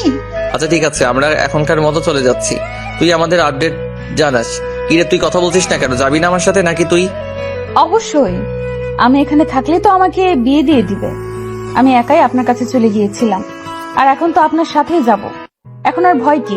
ভয় হচ্ছে না? কিসের ভয়? আমি কোথায় নিয়ে যাব, কিভাবে রাখবো, কি খাওয়াবো, এসব ভেবে চিন্তা হচ্ছে না? আপনি যেখানে নিয়ে যাবেন আমি সেখানেই যাব। আপনি যেখানে থাকবেন আমিও সেখানেই থাকবো। আর আপনি যা খাবেন আমিও তাই খাবো। কষ্ট হলে সহ্য করতে পারবি? আপন মানুষদের থেকে এত কষ্ট যে মেয়ে হজম করতে পারে, সে অন্য যে কোনো কষ্ট হাসি মুখে বরণ করে নিতে পারে। আপনি শুধু আমাকে এখান থেকে দূরে নিয়ে চলুন। আমি আর এদের এমন ঘৃণার চাহনি সহ্য করতে পারছি। আমি হিয়ার ঘরে যাচ্ছি, ওর কিছু প্রয়োজনীয় জিনিস নিয়ে আসছি। সবাই এখন বসার ঘরেই আছে। তোমরা তাড়াতাড়ি রেডি হয়ে নাও, বেশি দেরি করা যাবে না। আবির ফ্রেশ হয়ে আসতে আসতে হিমাও একটা ছোটখাটো ব্যাগ নিয়ে হাজির হলো। ওই ব্যাগে কি আছে আমি নিজেও জানি না। ব্যাগের সাথে সাথে হিমা কিছু টাকাও তুলে দিল আবিরের হাতে, আর বলল, কিছু আমার জমানো টাকা, কিছু মায়ের জমানো টাকা, আর কিছু বাবার টাকা থেকে নিয়েছি। কত আছে জানি না, তবে 15-20 হাজার হবে হয়তো। তুই সবার টাকা চুরি করেছিস কেন? এসব নিয়ে এখন তোমার ভাবতে হবে না। মা বাবা যা বলে সেটা পরে দেখা যাবে। তারা এমনিতেই বুঝবে যে টাকাগুলো তুমি নিয়ে গেছো, আমার কিছু হবে না। আর তুমি না থাকলে গালাগালি কাকে করবে? তোমরা তাড়াতাড়ি বের হও, আর হিয়ার খেয়াল রেখো, ও বাইরে কখনো থাকেনি তো। সেটা তোকে বলে দিতে হবে না। তুই নিজের খেয়াল রাখিস, আর এমন কোনো ভুল করিস না যা পুরো পরিবারের জন্য অভিশাপ বয়ে আনে। আমরা বের হব, আর তখনই দেখি যে আমার মা আমার দিকেই আসছে। তারপর কান্না বিজড়িত কণ্ঠে বলল, হিয়া, সবাই তোদের মেনে নিয়েছে। আবিরের পড়াশোনা শেষ হলে তাদের ধুমধামে বিয়ে দিয়ে দেবে। মায়ের আশা দেখে আবির ব্যাগটা খাটের তলায় লুকিয়ে ফেললো। হিমাও দরজার আড়ালে লুকিয়ে পড়লো। আমি মাকে জড়িয়ে ধরে কাঁপতে লাগলাম। তারপর বললাম, সবাই কোথায় মা? আমি জানতাম সবাই আমাদের ক্ষমা করে দেবে। সবাই বসার ঘরে তোদের নিয়ে আলোচনা করছে। আমি তোকে জানাতে আসলাম কথাটা। চল মা, ঘরে চল। মা, তুমি আমার জন্য 1 কাপ চা বানাও তো। যাও, আমি আসছি একটু পরে। মা খুশি মনে ওখান থেকে চলে যেতেই আমি আর আবির পা টিপে টিপে বাড়ি থেকে বেরিয়ে পড়লাম। হিমা বারবার দেখছিল যে কেউ আসছিল কিনা। অবশেষে আমরা সফলভাবে রাস্তায় পৌঁছে গেলাম। রাস্তায় কোনো রিক্সা ছিল না। আমরা হেঁটেই কিছু দূরে গেলাম। তারপর আবির কেউ একজনকে ফোন করে আসতে বলল। কিছুক্ষণ পর একটা রিক্সাওয়ালা আসতেই বুঝতে পারলাম যে আবির ওই রিক্সাওয়ালাকেই আসতে বলেছিল। আবির তাড়াতাড়ি রিক্সা চালাতে বলল, কেউ এসে পড়লে সব পণ্ড হয়ে যাবে। বাসে ওঠার আগে আবির হালকা কিছু নাস্তা আর পানীয় কিনে নিল দোকান থেকে। তারপর বাসে উঠেই আমরা নাস্তা করে নিলাম। আমার খেতে ইচ্ছে হচ্ছিল না, কিন্তু আবিরকে দেখলাম গোগ্রাসে গিলছে, হয়তো অনেক ক্ষুধা লেগেছে। আমরা দুজনেই চুপচাপ বসে আছি। আমি নীরবতা ভঙ্গ করে বললাম, আমরা এখন কোথায় যাচ্ছি? সর্বপ্রথম কেন কাজী অফিসে যেতে হবে? কিন্তু আমরা তো অলরেডি বিয়ে করে নিয়েছি, তাহলে আবার কাজী অফিসে কেন? এইভাবেই বিয়ে করে কি আমরা স্বামী স্ত্রী হইনি? আবার বিয়ে করতে হবে? আরে গাদি, কাগজে কলমে আমাদের বিয়ের রেজিস্ট্রি না থাকলে কেউ কি বিশ্বাস করবে সে আমরা বিবাহিত? তার জন্য। ও আচ্ছা। এখন কেমন লাগছে? খারাপ লাগছে খুব? ভালোই লাগছে। আপনি পাশে থাকলে খারাপ লাগা আমার ধারে কাছেও ঘেঁষতে পারে না। শেষের কথাগুলো বিড়বিড় করে বলায় হয়তো আবির শুনতে পাইনি, তাই আবার বলল, অমন বিড়বিড় করছিস কেন? যা বলার জোরে বল। না কিছু না। বাড়ি থেকে আবিরকে কল করেই যাচ্ছে। আবির কল রিসিভ করছে না। একটু পরেই হিমা কল করলো। আবির ফোনটা রিসিভ করতেই চাচির কণ্ঠ ভেসে এলো, আবির, কোথায় তুই বাবা? তোর বাবা কাকারা সব মেনে নিয়েছে, বাড়ি ফিরে আয় বাবা। তুই আমাদের কিচ্ছু না জানিয়ে এভাবে চলে যেতে পারলি? কোথায় তুই বাবা? তাড়াতাড়ি বাড়ি আয়, সবাই তোদের জন্য অপেক্ষা করছে, আর কেউ কিচ্ছু বলবে না। মা, আমরা চলে এসেছি, অনেক দূর এসে পড়েছি, এখন আর ফিরে যাওয়া সম্ভব নয়। তুমি সবাইকে বলো যে কিছুদিন পর আমি হিয়াকে নিয়ে চলে আসবো। কিন্তু বাবা, তুই তো হোস্টেলে থাকিস, হিয়াকে নিয়ে কোথায় থাকবি? পাগলামি করিস না বাবা, ফিরে আয়। আমি পাশে থাকায় আবির আর চাচির সব কথাগুলো শুনতে পাচ্ছিলাম। চাচি কথাগুলো বলা শেষ করতে না করতে ফোনের ওপাশ থেকে একটা মোটা পুরুষ কণ্ঠ ভেসে এলো। আমার বুঝতে বাকি রইল না যে এটা বড় কাকা। আবির, তুই যেখানে থাকিস না কেন, হিয়াকে নিয়ে এক্ষুনি বাড়ি চলে আয়। তোর সাহস হয় কি করে বাড়ির মেয়েকে নিয়ে পালানোর? আমি তো পালাইনি, বাবা আমাকে বের করে দিয়েছেন। আমি বলছি ফিরে আয়, যা করার বাড়ি থেকেই করা যাবে। আমাদের আজকে বিয়ে দিবেন কি বাড়ি গেলে? বেহায়া ছেলের কথা দেখো, আগে নিজের পায়ে দাঁড়া, তারপর বিয়ের কথা বলিস। লজ্জা করছে না আমার সামনে বিয়ের কথা বলতে? আপনারা হিয়ার জন্য জায়গায় বিয়ে দিতে চান, তাই না? এসব তোকে কে বললো? সত্যি কিনা তাই বলুন। তার মানে তুই সবটা জেনেই পালিয়েছিস? হ্যাঁ, আমি সব শুনে ফেলেছি, আমাকে আর বোকা বানাতে পারবেন না। আমি তোকে লাস্ট ওয়ার্নিং দিচ্ছি আবির, হিয়াকে নিয়ে ফিরে আয়, এর ফল কিন্তু ভালো হবে না। সরি কাকা, আমি আপনার এই অনুরোধটা রাখতে পারলাম না। আজকের মধ্যে বাড়ি না ফিরলে এই বাড়ির দরজা তোদের জন্য চিরদিনের জন্য বন্ধ হয়ে যাবে, এই আমি বলে রাখলাম। বলে এরাকে ফুসতে ফুসতে বড় কাকা কল কেটে দেয়। তার মানে হিমার কথাই ঠিক, আবিরের মুখটা চিন্তা ভাবনায় ডুবে আছে। আমার নিজেরই চোখে পানি চলে আসে আবিরকে দেখে। জানি না আবির আমাকে কোথায় নিয়ে যাবে, আর আমরা কিভাবেই বা থাকবো। এই অচেনা শহরে আমি আদৌ থাকতে পারবো কিনা জানি না। শেষ পর্যন্ত আমার ভাগ্যে এই ছিল, সাথে আবিরের জীবনটাও আমি কোনো অনিশ্চয়তার দিকে ঠেলে দিচ্ছি জানি না। আমরা বাস থেকে নেমে একটা রিকশায় উঠলাম। তারপর আবির আমাকে একটা কাজী অফিসের সামনে নিয়ে গেল। সেখানে আগে থেকেই নিশি আপু আর আবিরের আরেকটা ফ্রেন্ড ছিল। আমরা যাওয়ার পর আবির আমার সাথে ওই ছেলেটার পরিচয় করিয়ে দিল। তারপর আমরা কাজী অফিসের ভেতরে ঢুকলাম। সবকিছু হয়তো আগে থেকেই ঠিক করা ছিল, তাই আমাদের বিয়ের সবকিছু শেষ করতে বেশি দেরি হলো না। এর মধ্যে আমাদের বাড়ি থেকে কয়েকবার ফোন এসেছে, আবির রিসিভ করেনি। কাজী অফিস থেকে বের হতে প্রায় দুপুর হয়ে গেল। আমরা সবাই একটা রেস্টুরেন্টে বসে লাঞ্চ শেষ করলাম। আমরা সেখানেই বসে আছি, এমন সময় হিমার ফোন দেখে আবির রিসিভ করলো। তখন হিমা বলে উঠলো, ভাইয়া, তোমরা এখন বাড়ি চলে আসতে পারো, সবাই তোমাদের মেনে নিবে বলেছে। তুই তো বলেছিলি যে এসব নাটক এখন মেনে নেওয়ার অভিনয় করছো। হ্যাঁ বলেছিলাম, তবে এবার সত্যি মেনে নেবে বলেছে।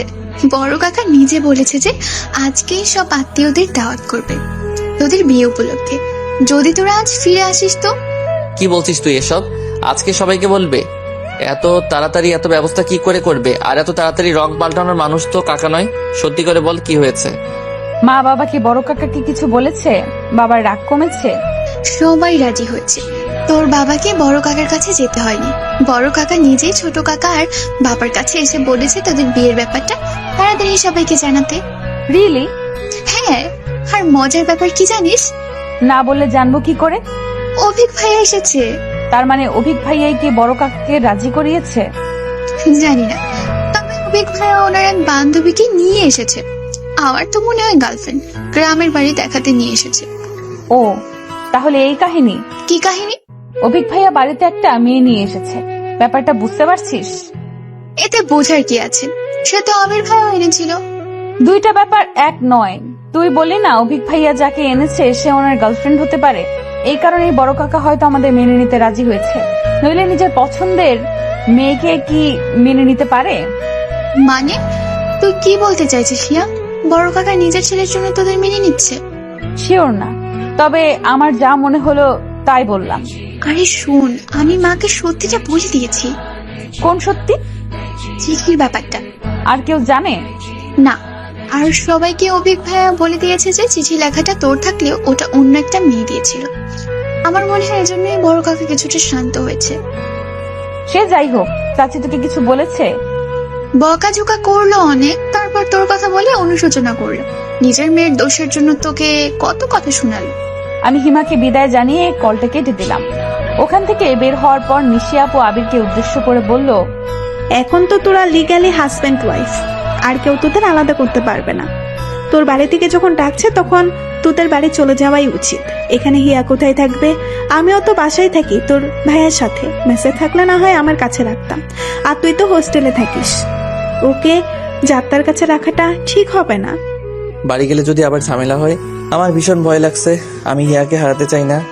ধুর পাগল, একবার পারিবারিকভাবে তোদের বিয়ের খবরটা জানাজানি হয়ে গেলে আর কে কাকে বিয়ে দিবে? আজ তো যা, কোনো সমস্যা হলে না হয় আবার দুজন পালিয়ে আসিস। বিয়ের পরেই তো আর সহজে ডিভোর্স দেওয়া যায় না, সময়ের ব্যাপার আছে না। আর নেক্সট টাইম তুই ফেরার সময় বাসা ঠিক করে তারপর হিয়াকে নিয়ে আসবি। ওকে একা ওখানে না রেখে আসলেই হবে। কিন্তু আমার তো পড়াশোনা আছে, হিয়াকে আমার সাথে কি পাঠাবে? আরে পাগল, আমিও তো পড়াশোনা করি। তোর ভাইয়া তো পড়াশোনা অবস্থাতেই বিয়ে করেছিল, এখন না হয় জব করে। কই, আমরা তো একসাথেই থাকি। তুই বুঝাবে সবাইকে। আলাদা থাকতে সমস্যা নেই, কিন্তু যদি হিয়ার আবার বিয়ে দেওয়ার চিন্তা করে? তুই এক কাজ কর, তোর বাবার সাথে কথা বলে তারপর বাড়ি যা, তাহলেই তো হয়। Good idea. আমার বাবা একবার কথা দিলে তা কখনো ফেলবে না। নিশি আপুর কথা মতো আবির ওর বাবার সাথে কথা বলল। তারপর খুশিতে প্রায় লাফিয়ে উঠে বলল, বাবা রাজি হয়েছে, আমরা আজ ফিরলে সবাইকে আমাদের বিয়ের ব্যাপারটা জানিয়ে দেবে। আর এখানে বাসা দেখে হিয়াকে নিয়েও আসতে দেবে। আমি তো ভাবতেই পারিনি বাবা। সব বড় কাকার ভয়ে আমাদের সাথে এমন ব্যবহার শুরু করেছিল, এখন বড় কাকাই যখন রাজি তখন আর ভয় কি? তারপর আমরা নিশি আপু আর আবিরের আরেক বন্ধুকে বিদায় জানিয়ে বাড়ির পথে রওনা হলাম। সারা রাস্তা আমার ভীষণ চিন্তা হচ্ছে, বাড়ি গেলে কি হবে না হবে। আমি আবিরের কাঁধে মাথা রেখে চোখ দুটো বন্ধ করে রাখলাম। ঘুম আর আসলো না। কাল থেকে জার্নি করতে করতে আজকের জার্নিটা আর কিছু মনেই হচ্ছে না। আর আবির পাশে থাকায় আরো খারাপ লাগছে না। অনেক চিন্তা ভাবনা নিয়ে বাড়িতে ঢুকলাম আমি আর আবির। আজ সন্ধে না হলেও সন্ধ্যের কাছাকাছি। আমাকে দেখে আমার খালাতো বোন ছুটে আসলো। ওকে দেখে আমি কিছুটা অবাক হয়ে গেলাম। আরো অবাক হলাম যখন দেখলাম আমাদের বাড়ি আর আবিরদের বাড়ি ভর্তি মানুষ, বাইরের কেউ না। আমার নানা বাড়ি, আবিরের নানা বাড়ি আর আমার ফুপুর বাড়ির সবাই এসেছে। আমাদের পরিবারটা আসলে অনেক বড়, তাই মনে হচ্ছে যে পুরো একটা অনুষ্ঠান বাড়ি। আমি আর আবির আস্তে আস্তে চারপাশে দেখে অবাক হয়ে গেলাম। কিরে হিয়া, কোন কোচিং এ ভর্তি হলি? কোথায় আবার? উদ্ভাস কোচিং সেন্টারে। হিয়া ভিতরে চল। ও কেবল বাইরে থেকে আসলো আর তুই প্রশ্ন শুরু করে দিলি। তারপর আমাকে টেনে টুনে আমার রুমে নিয়ে গিয়েই দরজা লাগিয়ে দিল হিমা। তারপর বলল, তোকে তো এখন আরেকটা কথাই বলা হয়নি। আবার কি কথা? আর সুমি কোচিং এর কথা কেন জিজ্ঞেস করলো? কারণ সবাই জানে যে তুই কোচিং সেন্টারে ভর্তি হওয়ার জন্য শহরে গিয়েছিস আবির ভাইয়ের সাথে। ও এই কথা? শুধু তাই নয়, সবাইকে এইটা বলেছে যে তোর আর আবির ভাইয়ের বিয়েটা পরিবার থেকেই ঠিক করেছে। সত্যি? আমরা যে বিয়ে করে নিয়েছি এটা কাউকে বলেনি? না, বড় কাকা বলেছে যে বাড়ির মান সম্মান নষ্ট করে কি লাভ, এই বুদ্ধি। আর কোচিং? কোচিং বলবে না তো কি এটা বলবে যে ছেলে মেয়ে দুইটা পালিয়ে গেছে। আমাকে জোর করে বিয়ে দিতে না চাইলেই তো আর এসব হয় না। আর সবাই জানে যে তুই যেহেতু কোচিং করবি ওখানে একা একা থাকা ভালো না, তাই এখনই আবির ভাইয়ের সাথে তোর বিয়ে দিয়ে দিয়েছে। আজকেই? পাগল হয়ে গেছিস মনে হচ্ছে। আজকাল জার্নি করে ক্লান্ত হস্তি মনে হচ্ছে। তুই বলতি? আজ সবাই এসেছে, কালকেই তোর আর আবির ভাইয়ের বিয়েটা সেরে ফেলবে। আমাদের তো অলরেডি বিয়ে হয়ে গেছে, আবার কি বিয়ে পড়াবে? তা আমি কি জানি। এমন সময় মা এসে দরজা ধাক্কাচ্ছিল।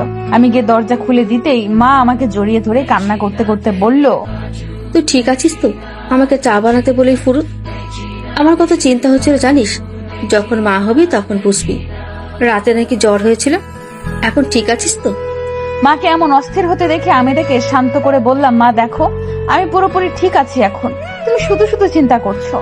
তারপর মায়ের সাথে আরো কিছুক্ষণ গল্প করে ফ্রেশ হলাম। রাতে আবিরের সাথে আর দেখা হলো না। পুরো বাড়ির লোকজনে ভর্তি। সারা রাত আমার যেন ঘুম হচ্ছে না কালকের কথা ভেবে। কাল সত্যি আমাদের পারিবারিক ভাবে বিয়ে হবে, মানে সবাই মেনে নেবে আর কি। আমি তো খুশিতে আটখানা। ভাবলাম আবিরকে একটা মেসেজ করি। তখনই মনে পড়লো যে আমার ফোন তো কালকেই ওই বুড়ি দাদি নিয়ে গেছে। তবে আমার সব কষ্ট সার্থক যে আবির এখন আমার স্বামী। আচ্ছা, আবিরও কি এখন আমার কথাই ভাবছে?